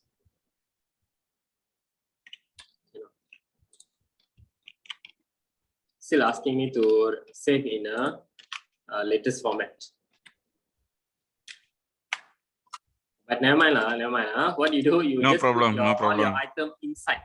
Yeah, I understand. It's okay, no problem. All right. So you just put it inside before you open in Photoshop. So then when you want to print, you directly go to file and print it. I need to change This any one. setting. No need. Just make sure you fit inside the paper lah. Okay, and if you want to save it as a PDF, okay, if I go to File, Save As, you don't have to export, you just save as, and then choose Adobe PDF, click Save, and then you get an option box for the Adobe PDF. Okay, here you see Adobe PDF preset. Okay, here you can choose either high quality or you choose press quality. Press quality is actually good enough. Okay, high quality will be slightly bigger size. Press quality also no issues. You can do that. So when I print, it will be in the same color or same color. But this is RGB. RGB. Oh, correct. RGB for screen purpose. If you want to share through email, whatever, you can choose press.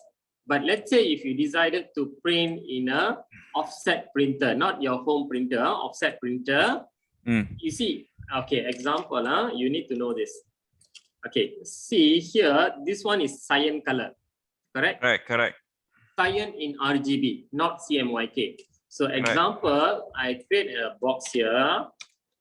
I put a color, fill color. I change to, let's say, RGB, blue maximum, okay, green. Okay, this is cyan in RGB.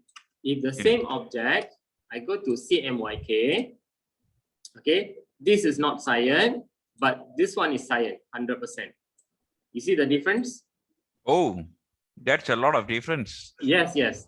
Okay, so this is for RGB, this is correct. This is for CMYK, this is correct. Oh, Okay, so example, another one is a blue color, let's say. I create new document. Okay, and then I choose a print, for example, so that I get a CMYK color mode. Click create. Okay, the previous one is RGB, right? So let me see, put blue color. Okay, so this one should be RGB, blue color maximum, the rest is 0. Okay, this is blue in RGB. But for printing, right, for this CMYK, create a shape, change this to CMYK. For printing, solid blue means 100% cyan, 100% magenta. This is correct. For printing, solid blue color means this is solid blue for printing. But for RGB screen, this is the correct blue. Can you see the difference? A lot of difference. Yeah. Okay, so if you convert this to a, let's say I duplicate this object. Okay, let me just copy this.